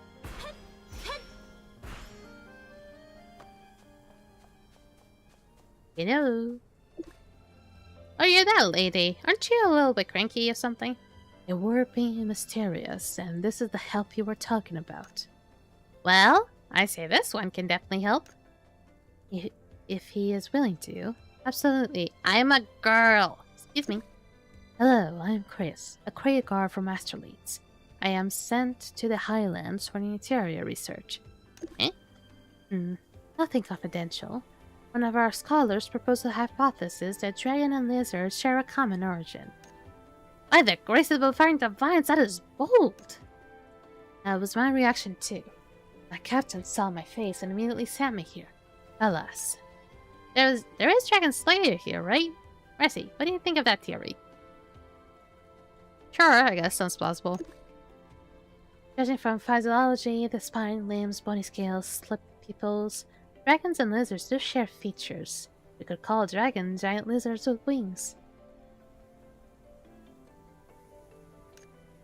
You'll get along with that old scholar. Anyway, for the research, the creed needs samples from 3 different lizards. Alas, I've come all the way from the plains. Now I need 4 more variants. My head hurts just thinking about it. I get it. Sounds as unreasonable as when Arona sent me on training. You had a rough time too. Can you help? If you do, the creed will reward you. Please consider it. Sure. Is there a nesting? Of course, there are right inside the mines. God, I really love the gliding effect of this game. It's so smooth.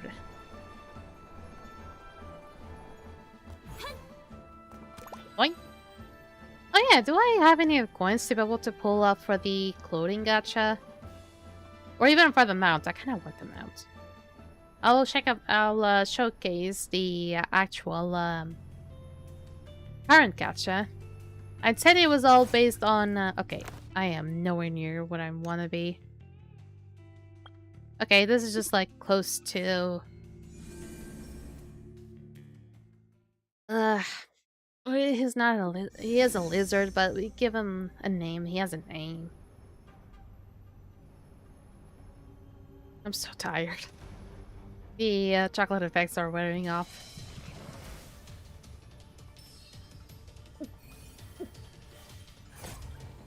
Okay.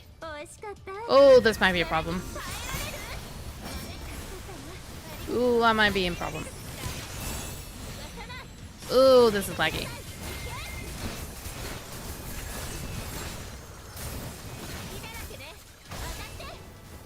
Okay. I cannot really open this. Now going back. Oh, fuck off. I just finish you off. It can't be like that to me. Got some stuff, Gisela?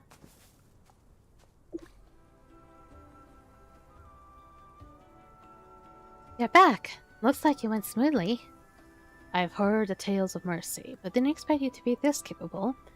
Thanks to you, collecting samples was easy. I have stored the samples in a Bavarian legacy to keep them fresh. To avoid any accidents, I'll head back to Astraleads now. Mercy, thank you. Here's your reward. I have a feeling I'll be back again. I get that. You finished one trial and there will always be another one. Aha, hopefully my feelings is wrong. See you. That's another one, isn't it? Yeah. Chris is waiting for you at the Creed's garrison outpost. Sup, bucko? Yo! I knew it wouldn't be that easy. Unfortunately for us both, I'm back. Oh, that was Chris. When the captain heard I got help from Mercy, he gave me that evil smile. Wait, you can see his face, can't you? Spend enough time around him, you'll read his expressions through the helmet. Hand on chin, silent, that means he's scheming. He said, some time ago, staring at planes outside the ruins of Ender City, the Creed's camp. Well done. Mr. Francis is impressed. He has never seen samples this fresh. The Creed will give you an reward. By the grace of the Bavarian Divines, completing my task is already a blessing. All thanks to Mercy. Is that so? Mercy's up in the Highlands. Yes, I was surprised when Priestess Gisela recommended Mercy. Captain? Chris. Hmm? Aside from praise, Mr. Francis made a request. He wants a sample of a blue-spine lizard. I was going to sample a squad for the Highland, but since Mercy's already there, it saves me the trouble. Captain, isn't an elite hunt a bit too much? Do you know how many elite or boss monsters Mercy has taken down? I'll ask later. You count how many slices of bread you've eaten? Don't interrupt me. Oh, sorry. What kind of random thought was that? Other adventurers will assist Mercy. Relax. We will pay. Fine. So, what do you say? Will you take the blue spine lizard job? Sure. I have no idea where the guy is, but the blue spine lizard... Is it you? Wasn't I just taking you down earlier? Did I just take you down? I don't think you've respawned though, so...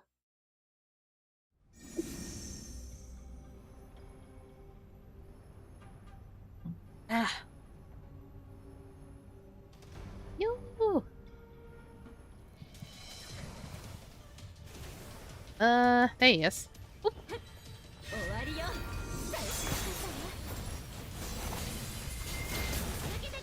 God, it's so much that it lags. I really need a better RAM.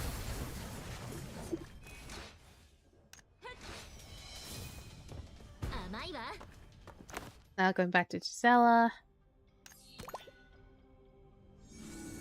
Yeah. We're almost 2 hours in and I haven't talked about season 3 yet. I'll have time. I hope the whole hour that I have left will be enough.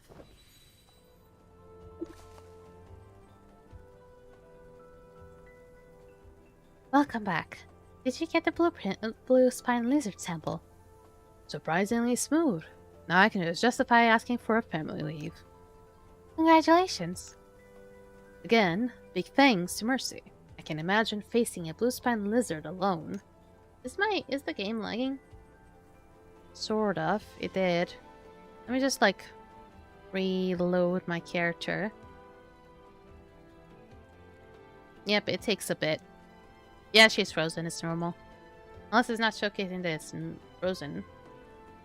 Nah, it was. Okay, so supposedly it's gonna be better now. Honestly, maybe the dragon lizard common origin theory wasn't sleep-deprived rambling. Maybe Mr. Francis actually thought it through. Meaning you never believed them from the start.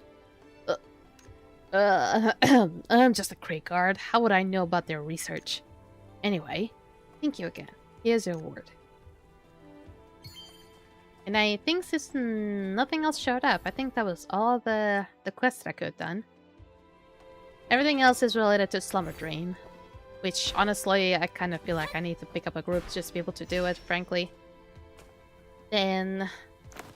it is time... Oh, wait. Another one? The Ambition of the Cabbage. You know what? No. I think we're good. Let me go back. Actually, I don't want to go back to Astraleads. What I want to do is check if the Echan is still active. Yes! It is. That makes it so perfect because that way I can get some extra friendship coins while we're gonna talk about the Capricorn. Not the Capricorn. What was I thinking about Capricorn? I was dealing with Capricorns a lot while we were talking about season 3. My brain is on very low fuel right now. Think.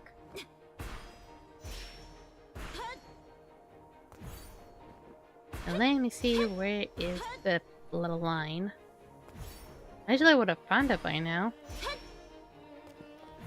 There's some that have stopped.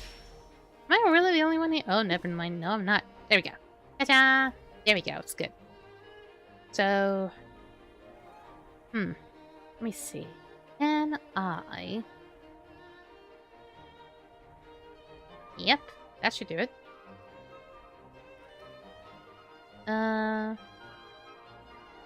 What's gonna happen if I do this?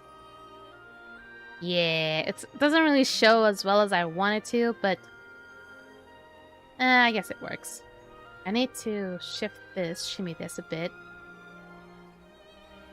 Let me try to resize it as well. Not too much, but just about enough that covers up the game. Perfect. Okay.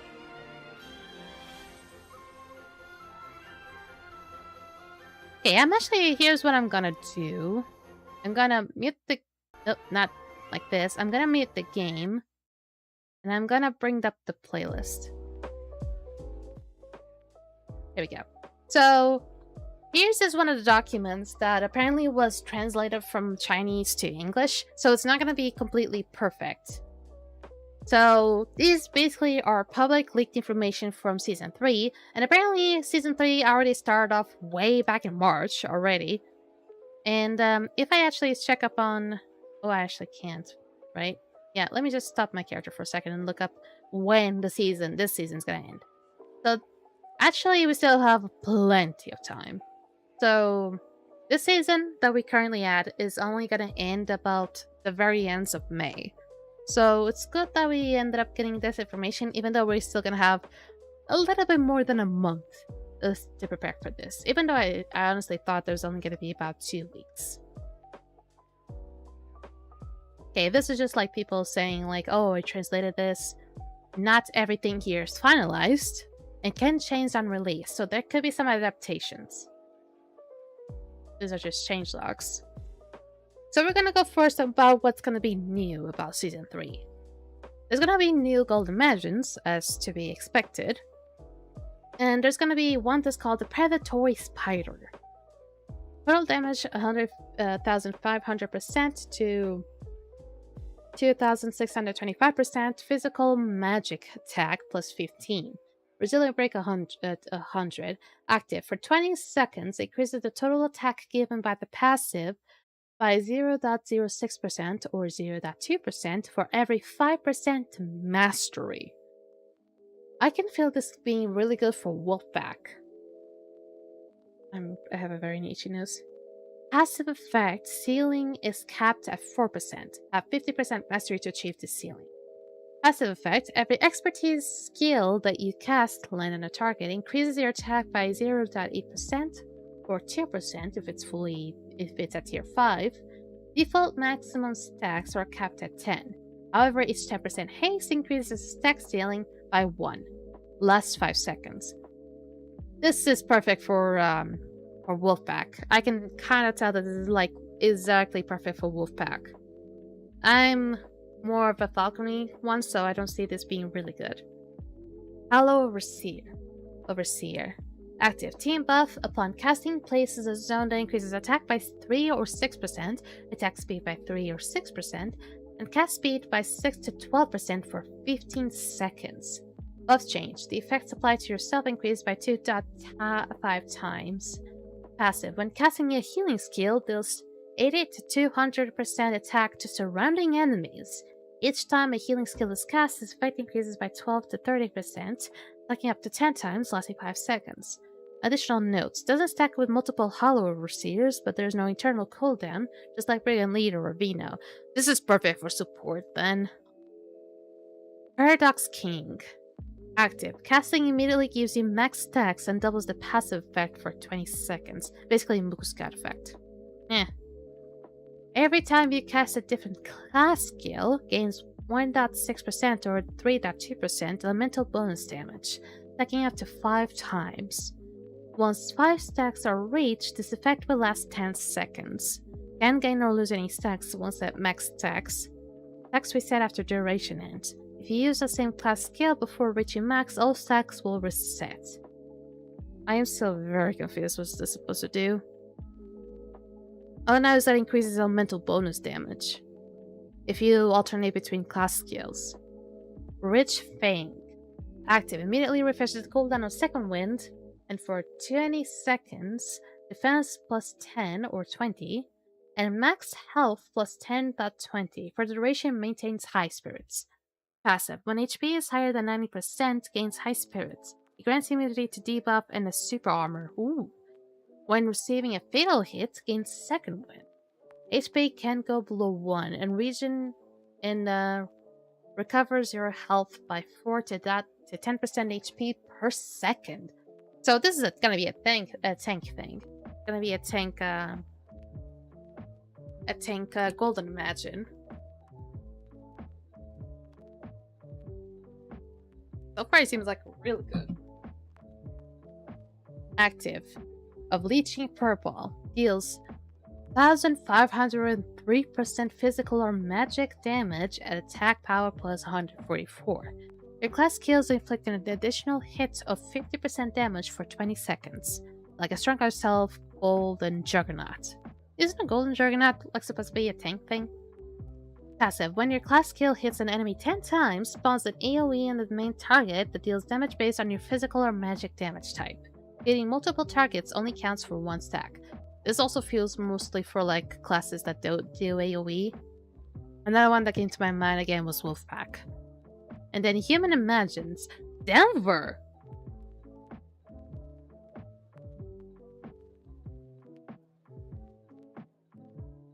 Active 10% damage but loses 1.5% HP per second.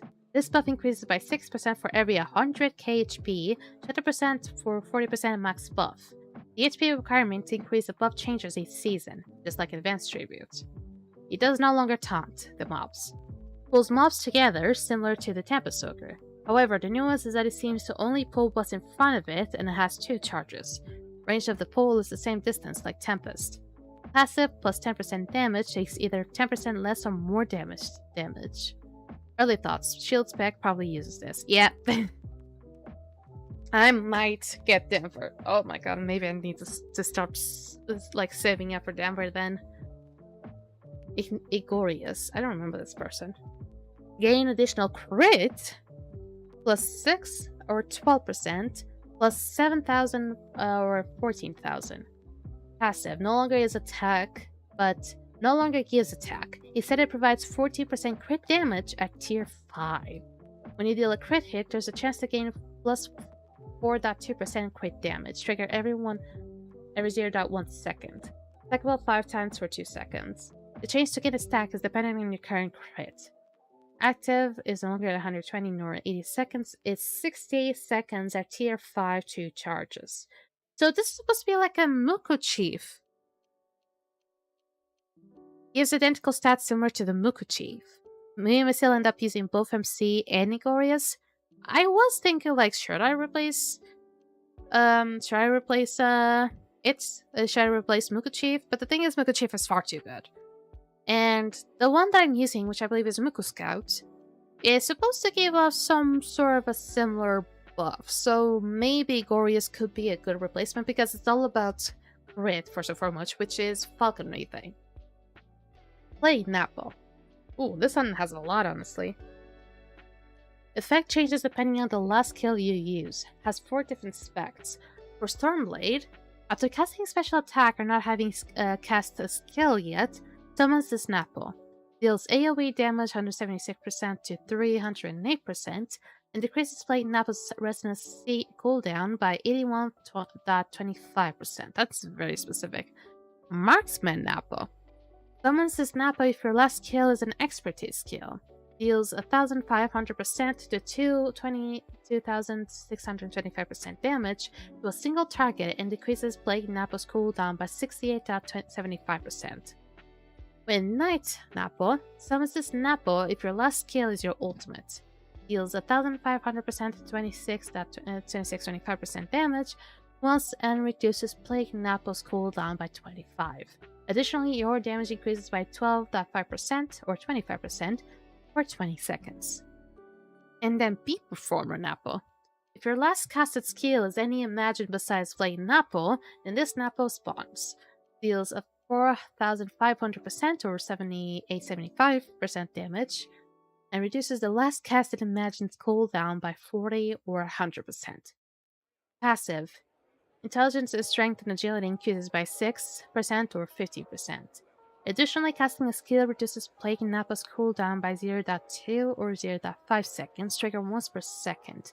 Active cooldown 120 seconds to 80 seconds. You seem cool. You seem kind of cool for some classes to have, honestly. Basically, I see a lot of like marksmen and stormblades out there, and some beat performers as well, so this might be something that people might be interested, especially this like huge percentage increase. Or huge percentage of damage that it does. Catgreave or Catgriff. Active grants the self and 10 nearby friendly targets 7.5% or 15% strength, agility, or intelligence stats, depending on your class stat. 10 to 20% healing received for 15 seconds. This has an internal cooldown of 60 seconds, like Tina run internal cooldown. Increases main stat by 6 to 15%, healing dealt by 4.10%. Active cooldown 120 seconds to 80 seconds. Early thoughts concerto imagine. Yeah, this feels really good. I will say that I'm not much of like a beat performer kind of person, but even that seems like it could be good for Oracle even though probably Oracle is gonna bring around our own and Teen all the time. Purple imagines, and these are just gonna be the tier 0s. Killer Spider deals 750% attack plus 75 physical damage and obtains max passive stacks. Prevents the loss of passive stacks during the duration of the buff. Lasts 20 seconds. And this passive, dealing lucky hit causes lucky effect. Causes an explosion of the target, dealing 100.12% attack physical damage, 0.1 second of cooldown. Every time the passive procs, this lucky effect grants 4% elemental damage, stacks up to 10 times. Lasts 0.5 seconds. This is gonna be for basically any class that uses luck then. Verdant Fang. Deals 750% attack plus 75 physical damage. After casting, obtains a buff that reduces ultimate skill cooldown by 0.5 seconds whether a class skill is casted once every second. Lasts 20 seconds. Passive ultimate skill damage plus 12% and cooldown 120 ADS. I think I'm just not gonna call out the cooldown then. Man-Eating Furball. Active. Deals 750% attack plus 75 physical damage. Gains 8 fire elemental damage, 8%, for 20 seconds after casting. Passive plus 3% fire elemental damage. That is very specific. Why only fire? The other ones have been saying elemental. This one just says fire elemental. Hi, how are you? Oh god. That scared the heck out of me. Thank you for the follow, Grimzo. Hope you're having a lovely day. And thank you for the follow. Darkbin. Active deals 750% attack plus 75 physical damage, as well as fixed damage equal to 5% of max HP. Percent is not stated in raw text, probably self HP. Okay. After casting, gains a buff to increase your max HP for 20 seconds. Passive plus 5% max HP. Eyes of the Sanctuary. Active deals 750% attack plus 75 physical damage. After casting, grants a 10% max HP barrier to self and up to 10 allies. Prioritizes teammates around you. Lasts 15 seconds. Passive shield strength plus 4%. And now, after all the information about the Imagines, we can finally talk about the Dual Axe class, also known as Twin Axes, which is gonna be another DPS class. Strength class? Strength class? So, it uses strength instead of agility? I don't think so. Strength class, it has to be possibly, it just says strength mostly maybe for a DPS. Because usually, like, DPS classes use agility. Effects hasten crit and mastery luck. Huh. I can see Bossu using this one. Resources. Fiery Soul plus Fiery Soul gauge plus HP. Some effects consume HP. Oh, it's actually gonna be like a berserk. How nice. S-tier dark weapon skin. It looks kinda nice. It looks very heavy too. Holy shit.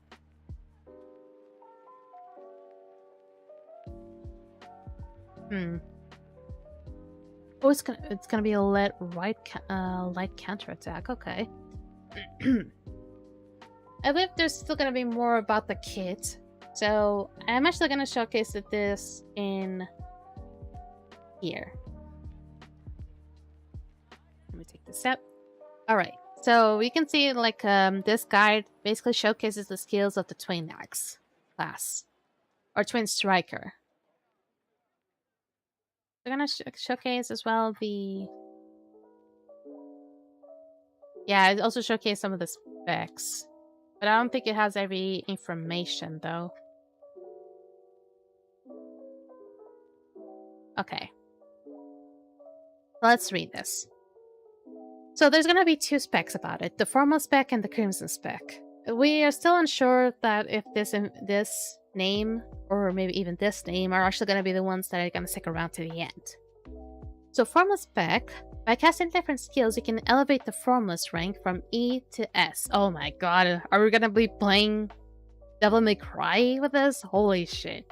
For 8 seconds per rank, each provide 2% cooldown reduction for Scorching Assault, Raging Clave, and Axe Whirlwind.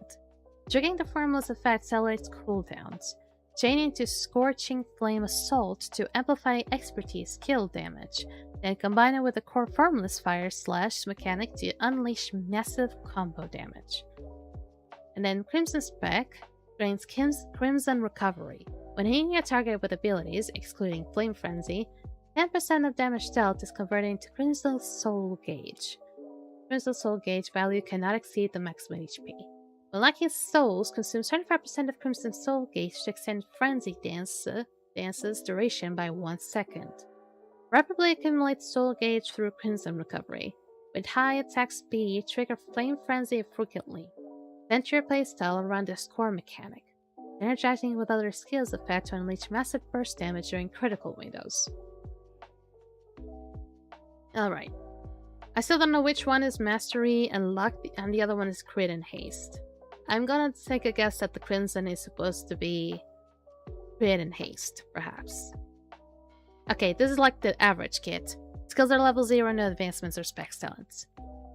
The basic attack performs up to 4 consecutive strikes, dealing physical damage, restores flaming souls. I think it also says here what damage does every hit to. First hit is 15%, second is 20%, third is 31%, and fourth is 35%. There's also going to be some red light counter attack, which is 100% physical plus 10.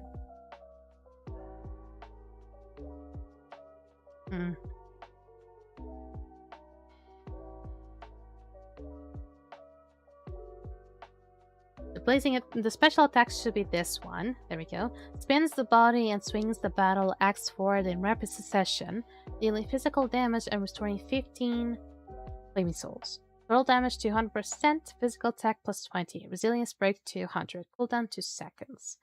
This here consumes 50 points of flame soul, 25 of the flame soul gauge, or 25% of maximum HP to deal physical damage to all enemies within 3 meters.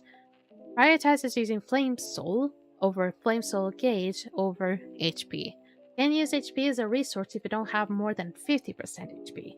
You can end the skill early by pressing it again. Okay, so it's gonna be like a spinning one, and then you can just like stop spinning. Blaze Extinction, which is the ultimate skill.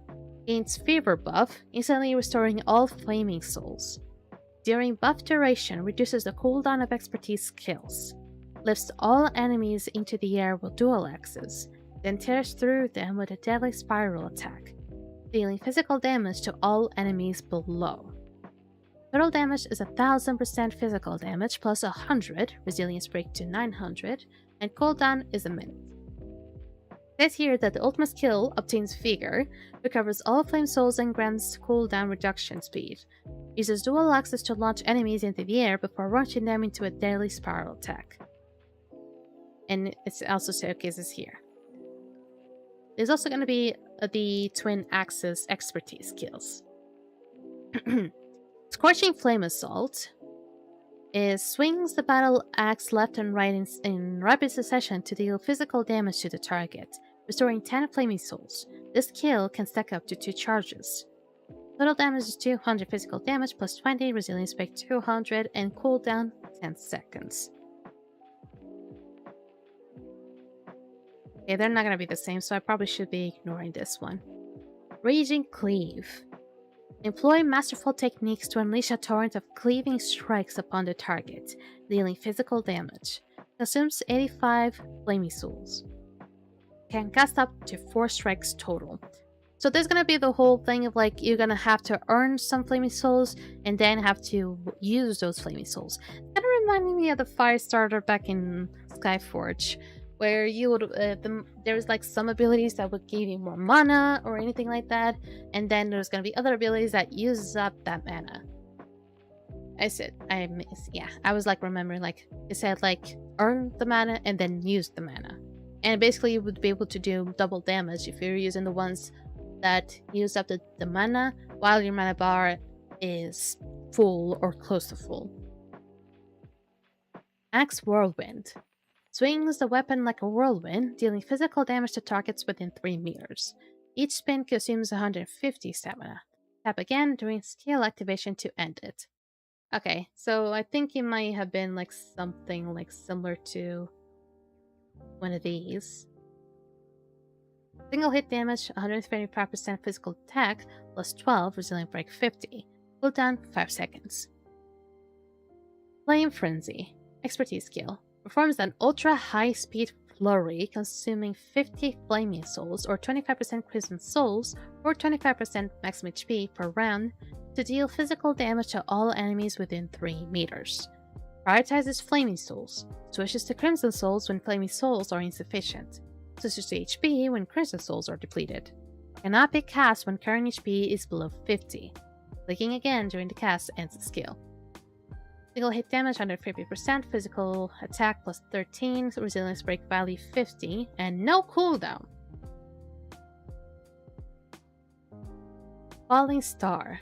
Unleash your power with a powerful leap strike towards the target, dealing physical damage to enemies within 4 meters of the landing point. Oh my god, it's gonna be like the 2 Kia Berserker. Let's go! Upon landing, creates a crimson ground that deals additional physical damage to all enemies within 4 meters over 5 seconds and restores 10 flaming souls. Total damage 200 physical damage, plus 20 resilience break 150, flame zone damage 12% of physical attack plus 1, and cooldown 10 seconds. I think this is going to be a way overpowered class. The Silence Desolation of the Wild River. It's a buff. Infuses with the power of flames, granting accelerated cooldowns and increases haste for the duration. Class skill cooldown acceleration 12%, haste increase 7% plus 400, duration 15 seconds, and cooldown 45 seconds. Rushing River Slash, another expertise skill. Consumes 50 flaming souls. Swings a cross-shaped energy blade forward with force. The blade travels forward with a duration, dealing physical damage to all enemies in its path. 100% of damage dealt is converted into health, granting 50% life drain for a period. I feel people are gonna go after this one too. Total damage 340% physical damage plus 34, resilience break to 260, and cooldown 12 seconds. Then Endless Flame Fiend, a buff. Enrages increases all generated souls, including Crimson Souls, by 100% and granting a temporary critical strike boost. Yeah, this one is also people are gonna pick it up. Critical rate boost 14% plus 800, duration 15 seconds, and cooldown 45 seconds. Okay. And here it doesn't actually showcase anything in regards to the skill tree. Oh, there's also going to be the sigils. Okay. So we're still going to keep the sigils. Yeah. Also, they're going to showcase some things about the talents, like the talent tree. And apparently they're saying here this one is not organized, so you might have to look up an image of sorts.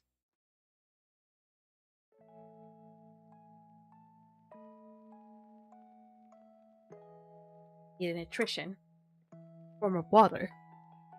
The main tree is going to have the Flaming Fire combo. Special attack and normal attack deal more damage to deal damage to gain Flaming Fire. Triggers only once when hitting multiple targets. Power conversion.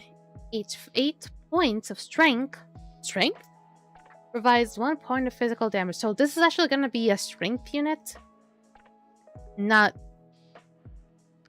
an agility unit. I mean, sure, it's probably gonna look more like a heavy unit, so maybe sure, strength would make sense. But the thing is, strength usually are used for tanks, and this is gonna be a DPS class. I'm confused. Swiftness, each 1% haste grants 1% attack speed. I mean, I thought I already did that. Crimson Flame Pursuit. Enhances the Crimson Flame Pursuit effect based on the target's lost health. Activates when the target's health falls below 80%, providing a base 30% boost. The lower the target's health, the greater the bonus. When health drops to 30%, the bonus reaches its maximum value of 100%. Red Lotus. Upon reaching maximum stacks of Karmic Fire combo, gains an attack to the effect. For Formless Spec is attack power plus 8%, or for Crimson Spec is Crimson Recovery effect plus 10%. Wandering Soul Shatter. When strength reaches 500 points, increases expertise skill damage by 5%. Torch Ember's Extinction Insight. While in Karmic Fire combo state, flame suppression effects increase by 50%. Flame Suppression. When taking damage, if your current HP percentage exceeds the attacker's HP percentage, damage received from that attacker is reduced by 10%. When dealing damage, if your current HP percentage exceeds the target's HP percentage, damage dealt to that target is decreased by 5%. Red Lotus Dual Wield. Each rank of the Karmic Fire combo provides the following effects based on the differences between luck chance and critical chance. When luck chance is greater than or equal to critical chance, each rank of Karmic Fire combo adds 1.6% to the luck strike multiplier. When critical chance is greater than luck chance, each rank of the Karmic Fire combo adds 1.2% to critical damage. Oh. Wandering Soul Swiftness. When strength reaches 300 points, the Karmic Fire combo effects increases by 50%. Flaming Soul Imprint. Flaming Soul Capacity plus 50. Triggers Karmic Fire combo, affects every 50 Flame Souls gained. And now we're gonna go through... I think these are the skills of... not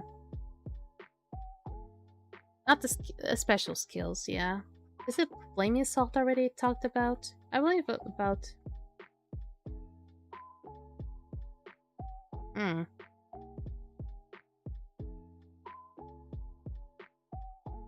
No, weirdly. Oh, maybe they will change once you actually get the spec. For Formless Spec, the special skill is gonna turn into Blazing Assault. Swings the battle axe left and right in rapid succession, dealing physical damage and restoring 10 Flaming Souls. This skill can be charged up to 2 stacks. After casting Blazing Assault, the final damage of your next elemental skill increases by 20%, but its critical hit chance is halved. Ooh. Attack Breaking Elemental Fire Slash. Normal attacks, Blazing Ascension, and Soaring Flames, Enhanced Blazing Ascension, can trigger Elemental Fire Slash. Elemental Fire Slash. Each hit inflicts an additional segment based on the current skill tier multiplier with the following probabilities. Elemental Fire Slash Tier 1 is a 10% chance, Tier 2 is at 8%, and a Tier 3 is 3%. Time Loop. Upon acquiring an elemental affinity, it reduces the cooldown of the skill with the longest remaining cooldown among Blazing Assault, Raging Cleave, and Axe Whirlwind by 1.5%. Wild River Surge. Actually, this could be just talents, right? But this one is the skill. The rest is talents.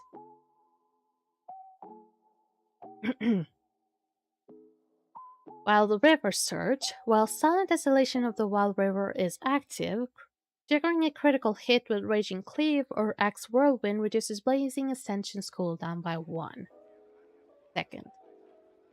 Soaring Blaze. Every 6 times you gain Elemental Anomaly or activate Silent Desolation of the Wild River, Blazing Ascension transforms into Soaring Blaze. Gains Blazing Flame after casting Soaring Blaze. Soaring Blaze.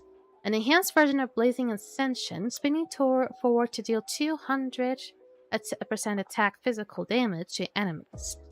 Scales with Blazing Ascension's level advancement.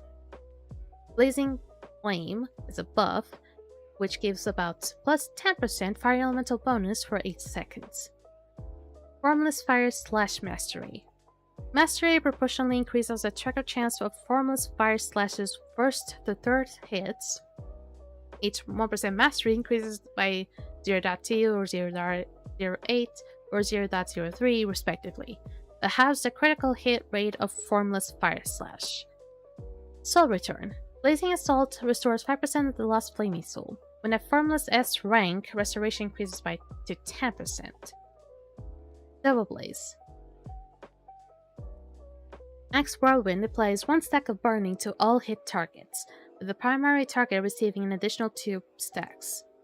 The burning is an effect that deals physical damage equal to 30% of attack per stack every 2 seconds for 10 seconds, stacking up to 10 times. When maximum stacks are reached, each new application triggers an instant full stack burning effect.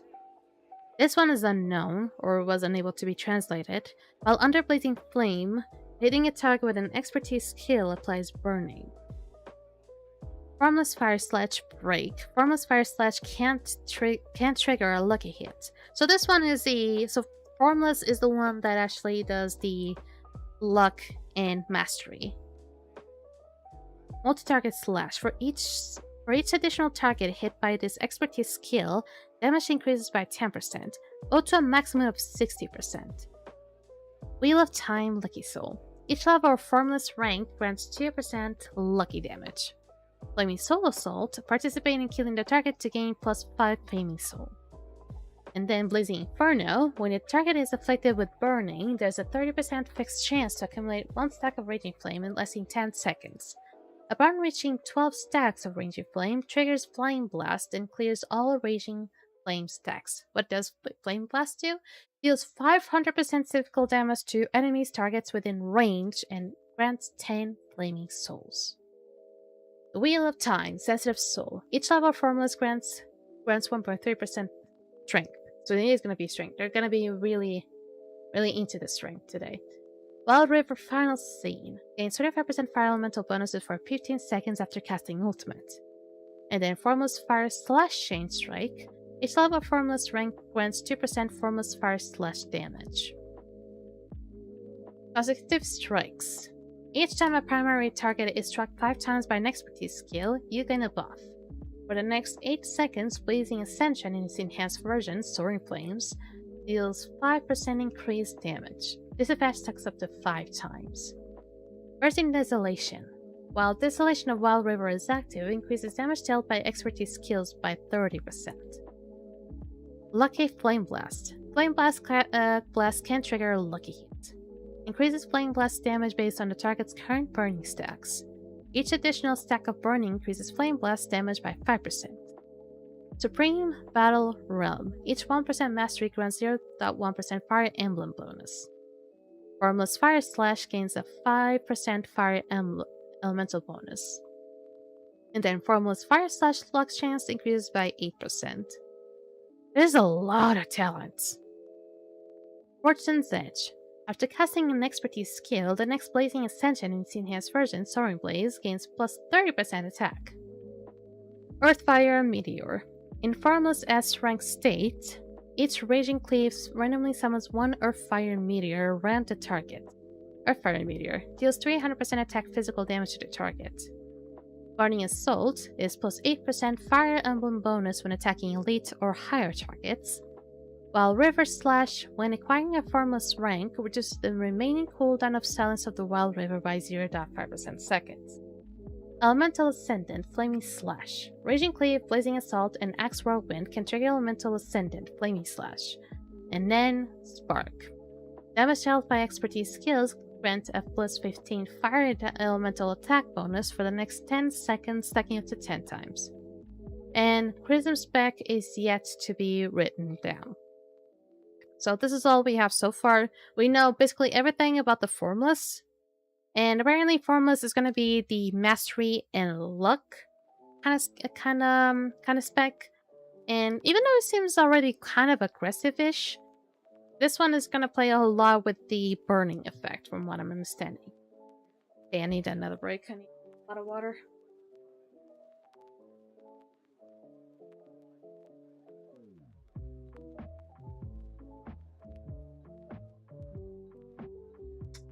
It's not gonna be enough, but screw it. Let me check on how things are going.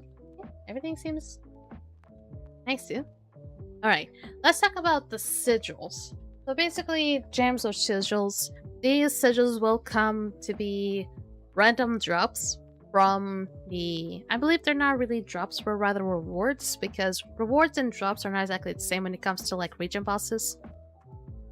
And the sigils are supposedly something you get from rewards. So you actually have to use the keys to open up the chest to be able to have a chance to get these. For Killer Crab Spider, it gives full elemental attack plus 235 plus 235, not percentage, just that. Adaptive strength, intelligence, and agility plus 70. The mark can be used for weapons. So you're a really good one. I kinda figured. Dogman, carrying effect, crit plus 750, versatility 620. The mark can be used for left, right, bracelet, and charm. Verdant Fang, carrying effect, haste plus 750, and versatility 620. Can be used for left, right, bracelet, and charm. Man-Eating Furball gives 750 luck and 620 versatility. Can be used for left and right bracelet and charm. The Eyes of the Sanctuary. Carrying effect is mastery 750, versatility 620, and the mark can be used for left, right, bracelet, and charm. Basically, all of these are left, right, bracelet, charm, and charm, except the Killer Crab Spider, which only uses it for weapons. There's probably more. They just haven't really been able to update it. Now, there's gonna be a miscellaneous change. Ocean weapon change is... Whale weapons are able to change and select the bonus additional attributes on their weapons. You need some kind of material to perform this action. This is not referring to crit, haste, luck, mastery, versatility, but for bonus like such as mag boost, elemental bonus damage, physical boost. Oh. So basically what we are understanding here is that the ocean weapons, or a lot of people call it the whale weapons, are gonna have an additional stat. And it seems like it's gonna be a legendary kind of stat.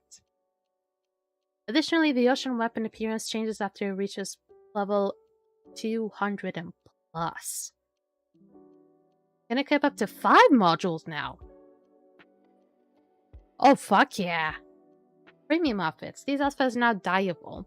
There's potentially a new premium dye material that you need to dye these outfits. Oh, like a premium dye? There's also going to be apparently a buff from an unknown source, aside concerto noises. Provides 20% attack plus 5% crit. Mastery, haste, luck, versatility, 30% second buff. 30-second buff, I mean. There's also going to be some changes on Yado, which is one of the specs for Stormblade. Yado's slash cooldown changed from 1 second to 0.5% seconds. No, not percentage. I am used to saying percentage.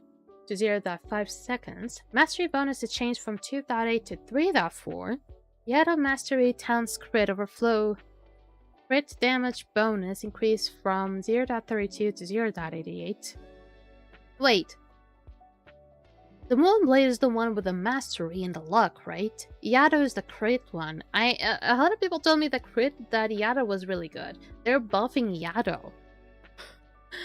There was like this whole like talk about how Yado's bad now, and the Moonblade is actually better of sorts. And apparently in season 3, they're gonna buff Yado. I'm curious to see if they're finally gonna match each other's freaks. The Volt Surge factor no longer reduces duration of Volt Surge, but still provides +1 charge count. Early thoughts. These changes seem massive, but I'm cautious because other classes may have received better changes that outskill these.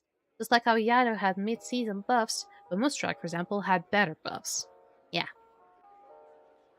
Instruments. Free play mode, sheet music. Musician rank progression plus rewards. Ensemble can play music as a...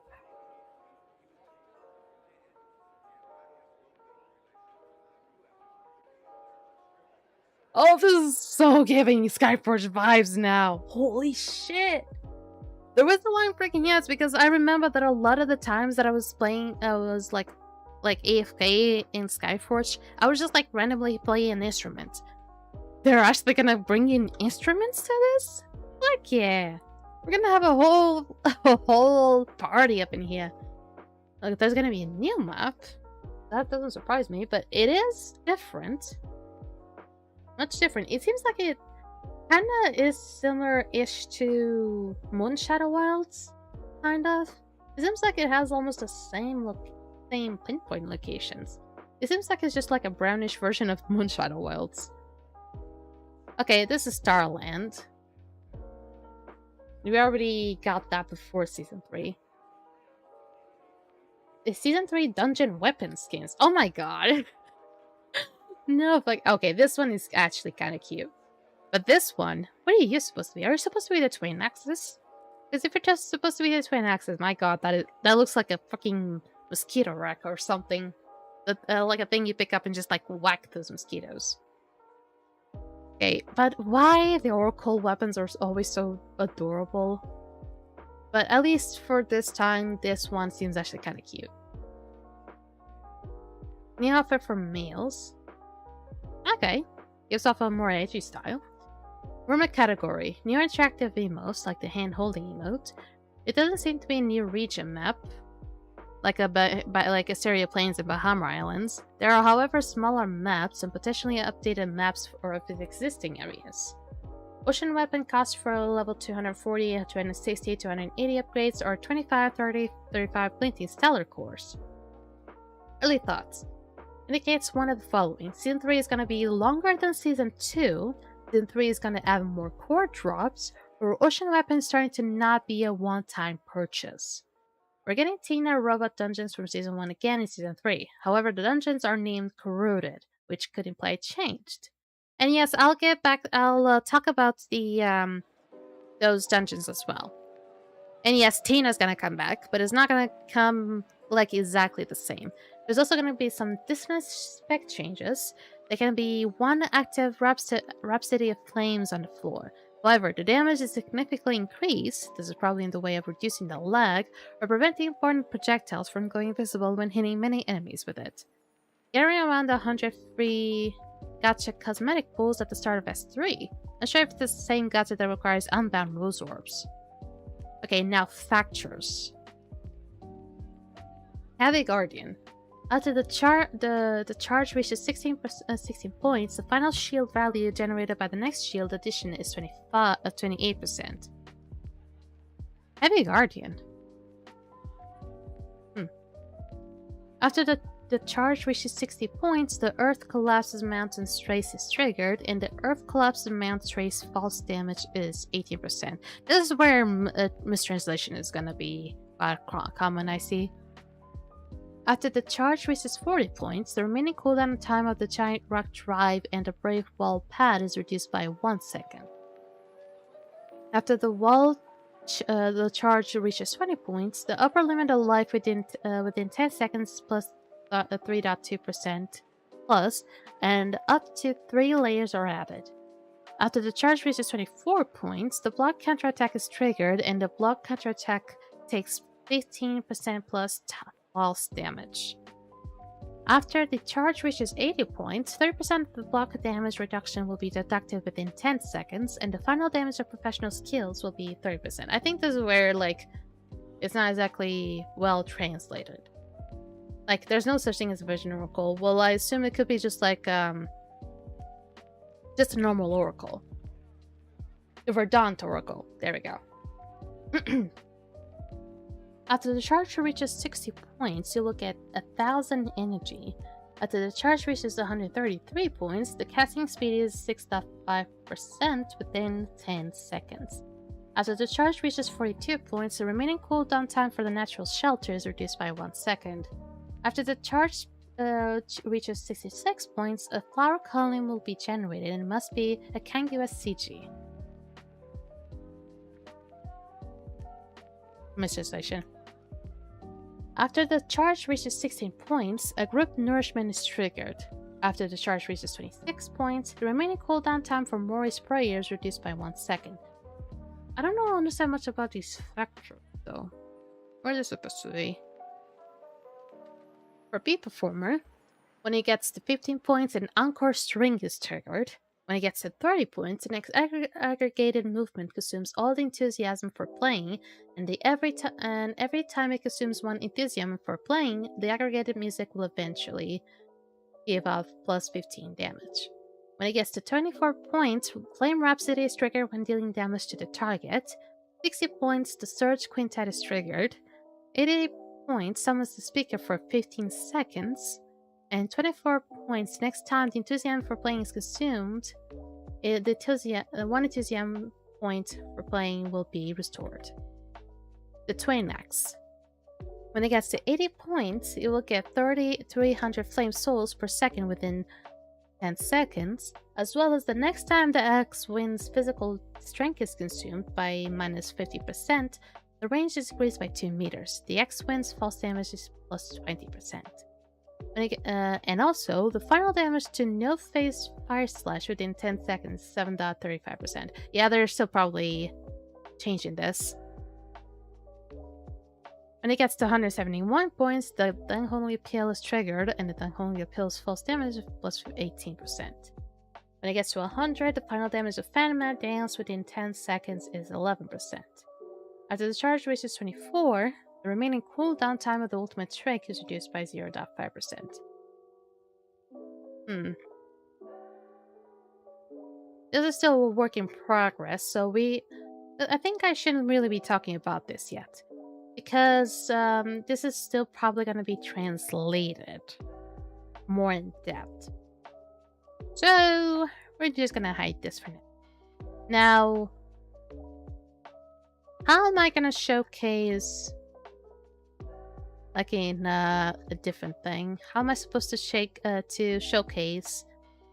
Hopefully this can technically work. There we go. I can actually showcase it like this. Perfect. So this is an image. Although I probably should like zoom out a little bit. There we go. Now you can see it better. This basically are the upcoming dungeons in Season 3. And this one seems like reminds me of the robot dungeon back in Season 1.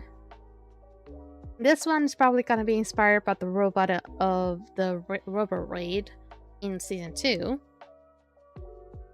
This one is just Tina, but different. Then we have what it might be Capricorn? No, it's not exactly Capricorn, but it looks like a wolf, like a different version of the Crimson Foxen, but more ocean-like. Now this guy looks a lot like that robot from Season 1. It looks so similar. And then there's an ocean apple. Have no idea why it is just there, just running its style.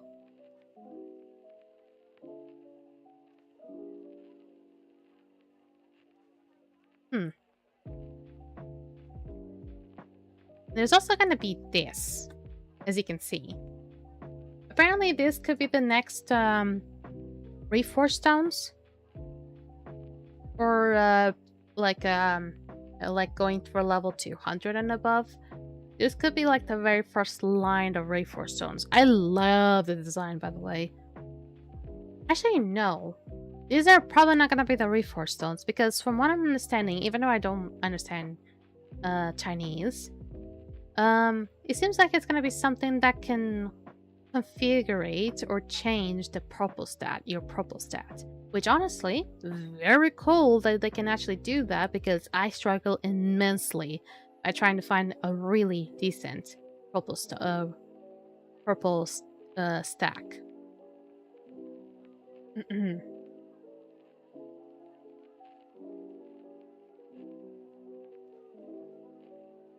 Yeah, Starland. I assume this is gonna be the next clothed gacha. Cannot really showcase it too much. There we go. But you can see that this is gonna be the upcoming gacha for like clothing. And honestly, I find it to be quite cute. I will be honest, I'm not gonna pull for it because that skirt. That skirt is gonna cause me a lot of problems if I ever showcase it in stream. I can already feel that that's gonna be the problem.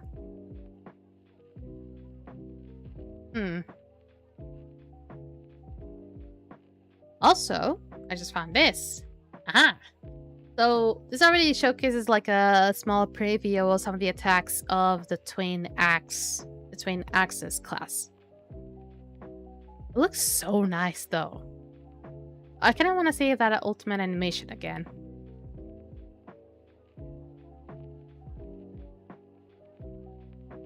Ooh, it's so quick though. Oh, so this one is the Formless, apparently. And the one that I'm about to show is the Crimson. This should be the Crimson one then. Oh, look at the little puddle though. I really love the like tick. Oh my god, that's so cool. Tudo bem, tudo bem? Então, querido.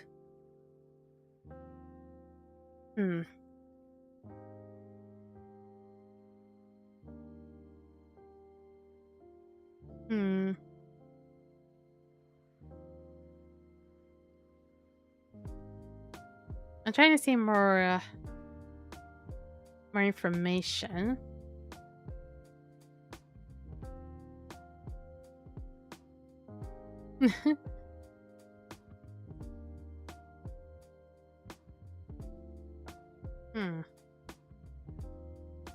Hidden Mist Hunting Grounds. Okay, that's gonna be for what the wolf is. So basically, this one is gonna be the Hidden Mist Hunting Grounds dungeon. It's gonna be the Deep Sea Encircling Reefs. Huh. Ooh. Do I want to showcase the Season 3 raid set already? Hold up. Do I want to showcase that?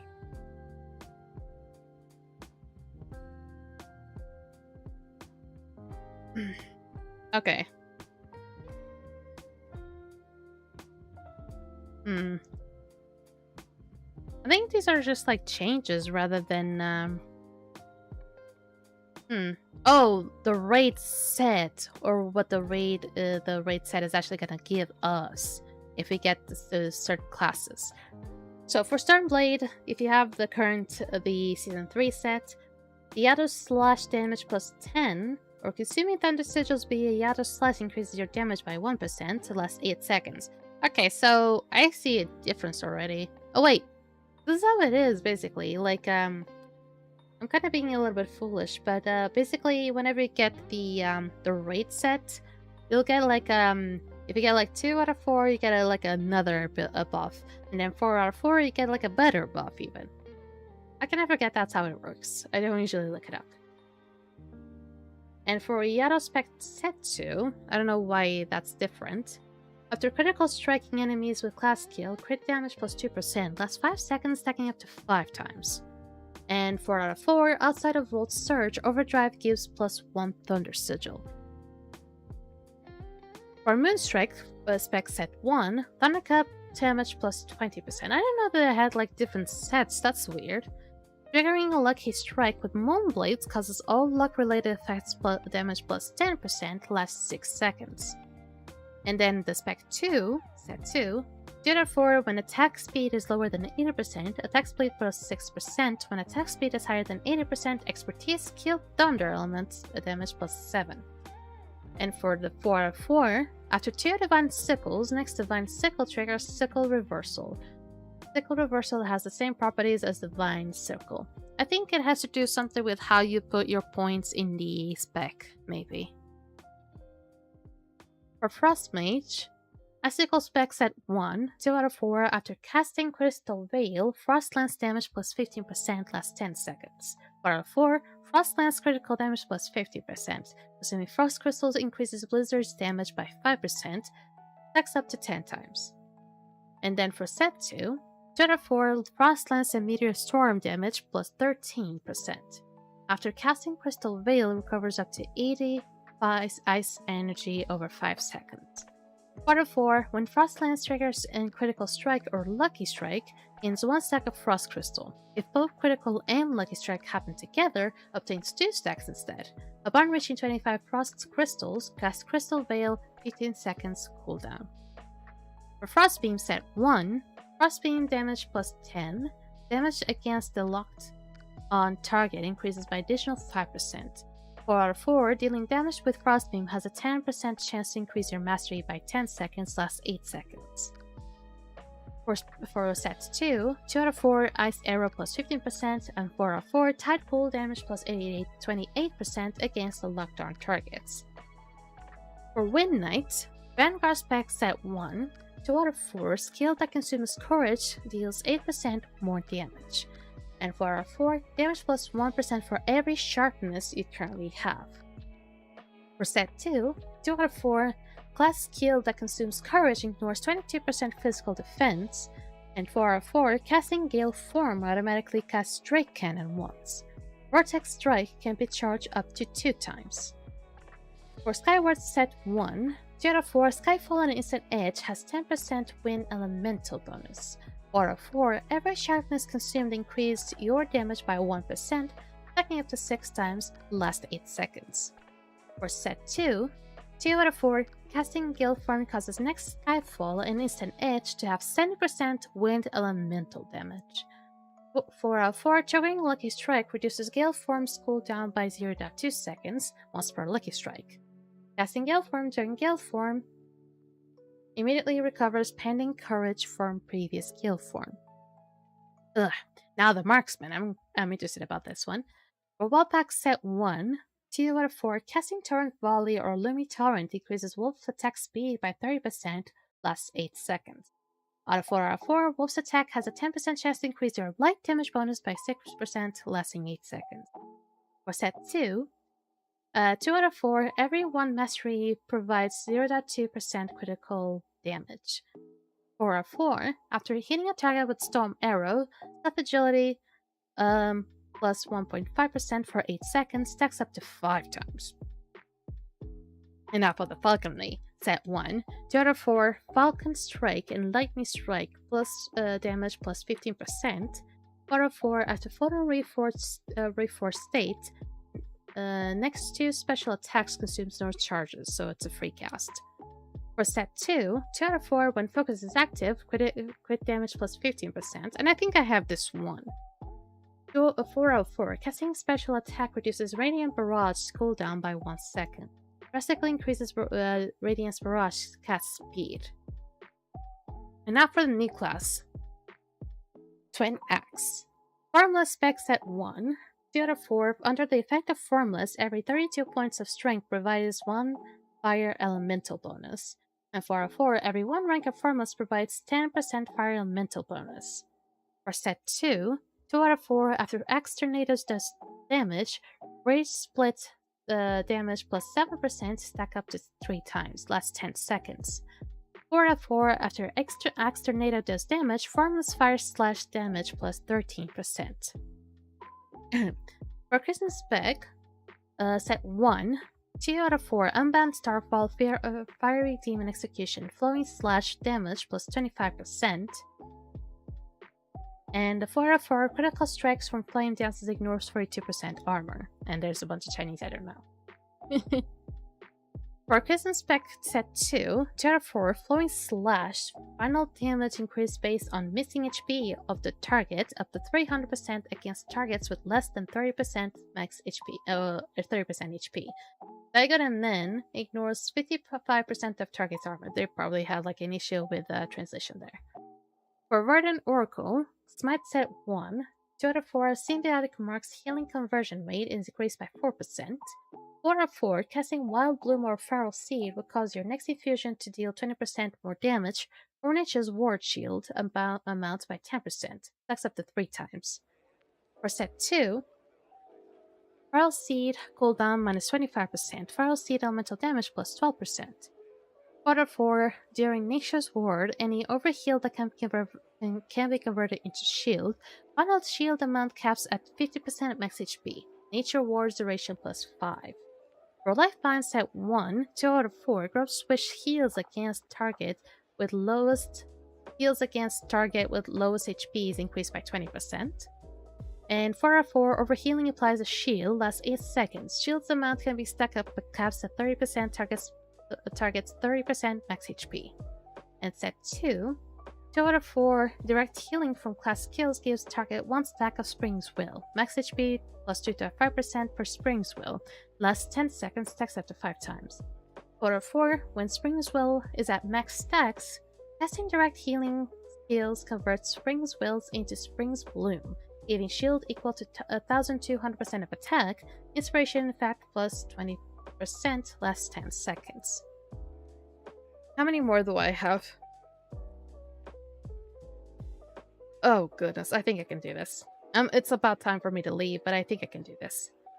Let me just sip one more time.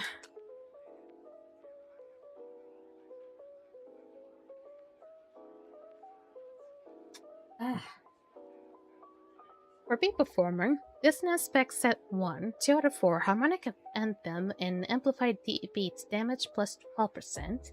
4 out of 4, during Heroic Melody, Fierce Strike trigger speed plus 30%. For set 2, 2 out of 4, during Heroic Melody, Fire Emblem Element bonus plus 5. And 4 out of 4, Amplifying Beat hit count plus 1. For Concerto set 1, 2 out of 4, Healing Beat heal amount is increased by 20%, and 4 out of 4, outside of Healing Melody, recovers 2 performance energy every 3 seconds. For set 2, 2 out of 4, Healing Melody, Fire Elemental bonus plus 14%, and 4 out of 4, 5 seconds after casting Healing Beat, Healing Melody final element heal amount plus 8%. 8 seconds after casting 5-fold Crescendo, Healing Melody final heal amount plus 16%. For Heavy Guardian, the block spec set 1. 2 out of 4, under the effect of the Counter Crush, armor is increased by 20%. 4 out of 4, Granite Fury has a 30% chance to trigger Weakness Strike. For set 2, 2 out of 4, when Sand Shroud is active, Granite Fury and its respective enhanced skill damage plus 50%. Whenever Sand Shroud does damage to the current target, there's a 20% chance to cause the next Granite Fury to not consume any sand crystals. 4 out of 4, Summoning Granite reduces Sand Shroud cooldown by 0.6%. The Sand Shroud is active, extends Sand Shroud duration by 0.6 seconds instead. For Earth Fort set 1, 2 out of 4, Shield Bash damage plus 20%, as well as increases barrier value equal to 10% of attack. 4 out of 4, when Shield Bash provides barrier, deal damage equal to 3% max HP to enemies within 3 meters. And set 2, 2 out of 4, Sand Shroud, Star Shatter, and their respective enhanced skills damage plus 35%. That skill dealing damage to the current target has a fixed 18% chance to provide 1 stack of sand crystal. 4 out of 4, Shield Bash, Rage Burst, and their respective enhanced skills damage plus 25%.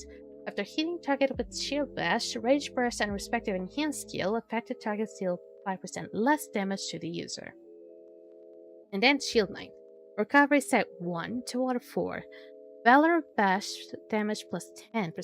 Each stack of Valor Bash increases an additional 3% armor. 4 out of 4, casting a skill that consumes Holy Sigil will cause your next Aegis Ward to provide 1% damage bonus and 0.5% healing receipts, stack up to 20 times. For set 2, 2 out of 4, casting Reckoning Inferno Reckon. It provides Imaginary Light, damage plus 8%, armor plus 12%, and lasts 5 seconds. 4 out of 4, when Aegis is active, Imaginary Light effect is doubled. Additionally, 20% of the damage dealt is converted into Radiant Shield. For Shield set 1, 2 out of 4, having more than 1 stack of Lightforged Barrier provides 2% damage reduction. Whenever you lose Lightforged Barrier, there's a 50% chance to decrease damage taken by 1%, stacks up to 3 times, last 6 seconds.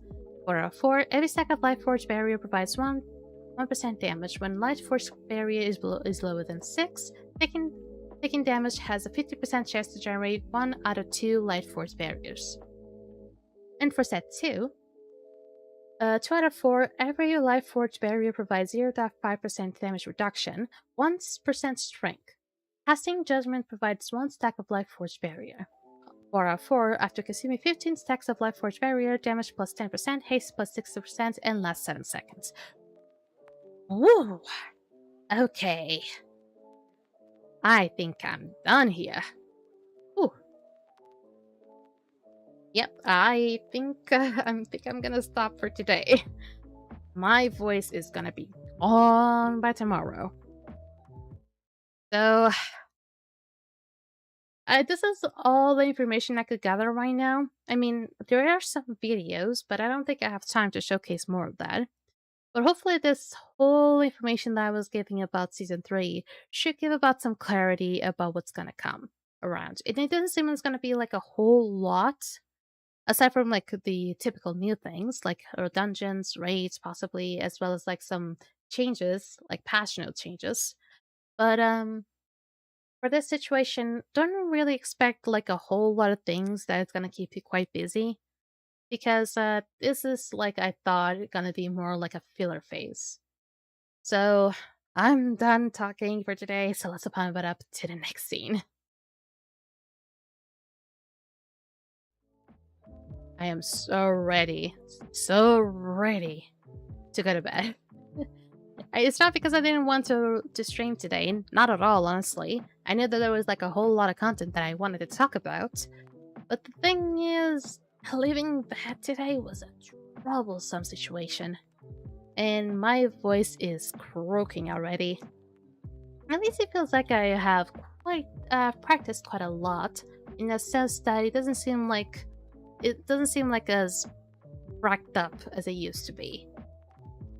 But anyway, I hope you enjoyed tonight's stream. Don't forget to join you guys now on Friday. It's gonna be the usual Dislight stream. If you are more interested about Brook Girl Star Resonance information or just random gameplay, join me every Monday at the usual time. When it comes to the upcoming variety game on Sunday, you guys get to choose which one is going to be next. I'm going to put a list of a few games that I found interested to play, and you guys can get to vote it on my Discord. So don't forget to join my Discord, please.